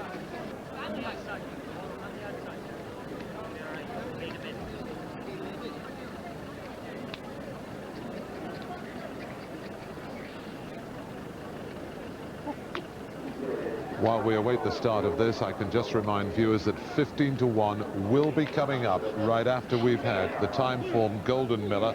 Once Bankroll decides to get his head up towards the tape, he's going to let him go. And Bankroll hasn't gone. GG. No, it was an eventful race. Bankroll out of the race, and he's refused to go. So they come down towards the first. The yellow jacket, it's Mere Class that has the early pace, and Iffy jumps the first in the lead. Iffy the leader, with General Rusty on the inside. These 1 and 2 going into third is Mere Class. Come down towards the second of the 22 fences they have to jump. And the red and white star jacket, it's Iffy the leader. The grey on the inside is General Rusty. Back in third is Mere Class, and then we've got LeMay in fourth. In the blue colours, Big Ben Dunn racing in 5, and Proud Son in 6th place. and Bankroll has been taken off the track. So they swing left-handed and race away from the stands and towards fence number 3, with Iffy showing the way to General Rusty in second. Iffy and General Rusty 1 and 2, Mere Class in third. Then we've got LeMay in the grey and maroon racing in fourth, and they're coming towards the third fence, which the leader Iffy jumps a little bit iffily out to his right. General Rusty, the grey, matching strides with him as they race away towards the water jump. General Rusty and Iffy 1 and 2, Mere Class in third. LeMay on the inside touches down in fourth, ahead of the pale jacket Proud Son and the blue and white star jacket Big Ben Dunn. Head towards the next fence, an open ditch, and General Rusty jumps it boldly and well. To Iffy in second. The yellow colours, Mere Class. On the outside is Big Ben Dunn, LeMay and Proud Son, as they cross the next, at which Iffy makes a slight mistake, and Big Ben Dunn is a faller. So they swing left-handed and race up the hill. The horse is perfectly okay on his feet and galloping away. So the field reduced to 5 in this time-form Golden Miller Chase. And at the next, another ditch, it was General Rusty who led. To Iffy in second place. General Rusty, the 7-4 favourite. Iffy is an 8-1 chance, that's in second. In third place is Mere Class, and that's the 14-1 outsider, LeMay at 8-1. Proud Son is a 7-2 chance, and there he is, Mick Fitzgerald in the white jacket, jumping 5th of the 5 as they continue to race at the top of the hill, swing left-handed and free wheel for a stride or 2 towards fence number 9, and coming to it, General Rusty leading from Iffy in second, and then Mere Class and LeMay, the grey jacket worn by Andy Larnock on the outside as they cross the next. No change, and it's General Rusty, the leader, by a length or so now. To Iffy in second place, come down the hill. Going into third, LeMay. On the inside we've got Mere Class, the top weight, and the pale colours of Proud Son still out the back. This is fence number 10. And the favourite leads, and Proud Son makes a mistake. Mick Fitzgerald, who won the Martel National on Rough Quest, he did well to stick with Proud Son, a horse that's error prone. Swing left-handed then towards fence number 11. This is where they started. They've done 1 lap, and it's General Rusty who leads. To Iffy in second, and then LeMay racing third. Yellow colours, Mere Class, the pale jacket out the back, Proud Son. Here we are coming towards fence number 11, the halfway stage in this time-form Golden Miller Chase. And Proud Son jumped that one much more satisfactorily. This will be the last next time they come to it. Another circuit to go here at Prestbury Park, and it's General Rusty. A bit more on 4. General Rusty from Iffy in second, and then LeMay in third, followed by Proud Son in 4 and Mere Class 5th of the 5. They swing away from the stands. And Mere Class is starting to drop away, so it looks as if we're going to have 4 left in this time-form Golden Miller. What an eventful race, John. Yes, Proud Son is, as usual, giving his jockey plenty of cause for anxiety. He somehow never looks at all reliable at the fences, but he's going well enough, because as we know, he does stay on. He's done a pretty good job of him so far, touch wood. As you say, he always looks like a horse dying to make a mistake. General Rusty has been going nicely enough, and we've lost Bankroll, who was what I call a profitable spare eye for P. Carberry. An Iffy jumper, doesn't start, still get your fee, you've weighed out.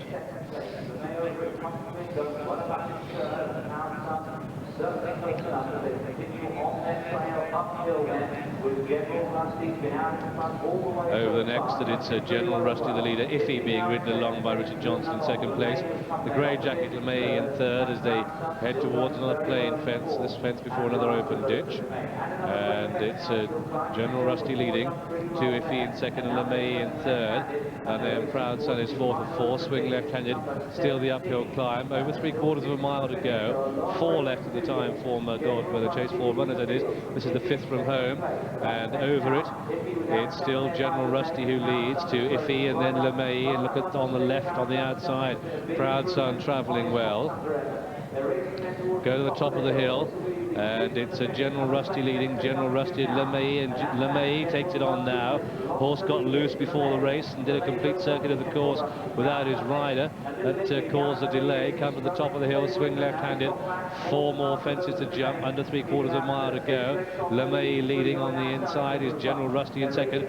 Proud Son in the white jacket with Mick Fitzgerald is getting much closer in third as they take the fence at the top of the hill. They're leaving Iffy behind, so we're down to 3 competitive runners now with 3 more fences to jump, and it's LeMay who drifted badly in the market following that wild loose run. LeMay leading to General Rust to the inside, Proud Son in third and getting closer, and General Rusty brushes to the top of it now. They've got under half a mile to go, still 2 more fences to jump, and LeMay the leader, but Proud Son is travelling well. Mick Fitzgerald on the outside, General Rusty the favourite, the grey back in third as they make the final turn and head for home. They've got 2 more fences to jump. Maroon Cap LeMay.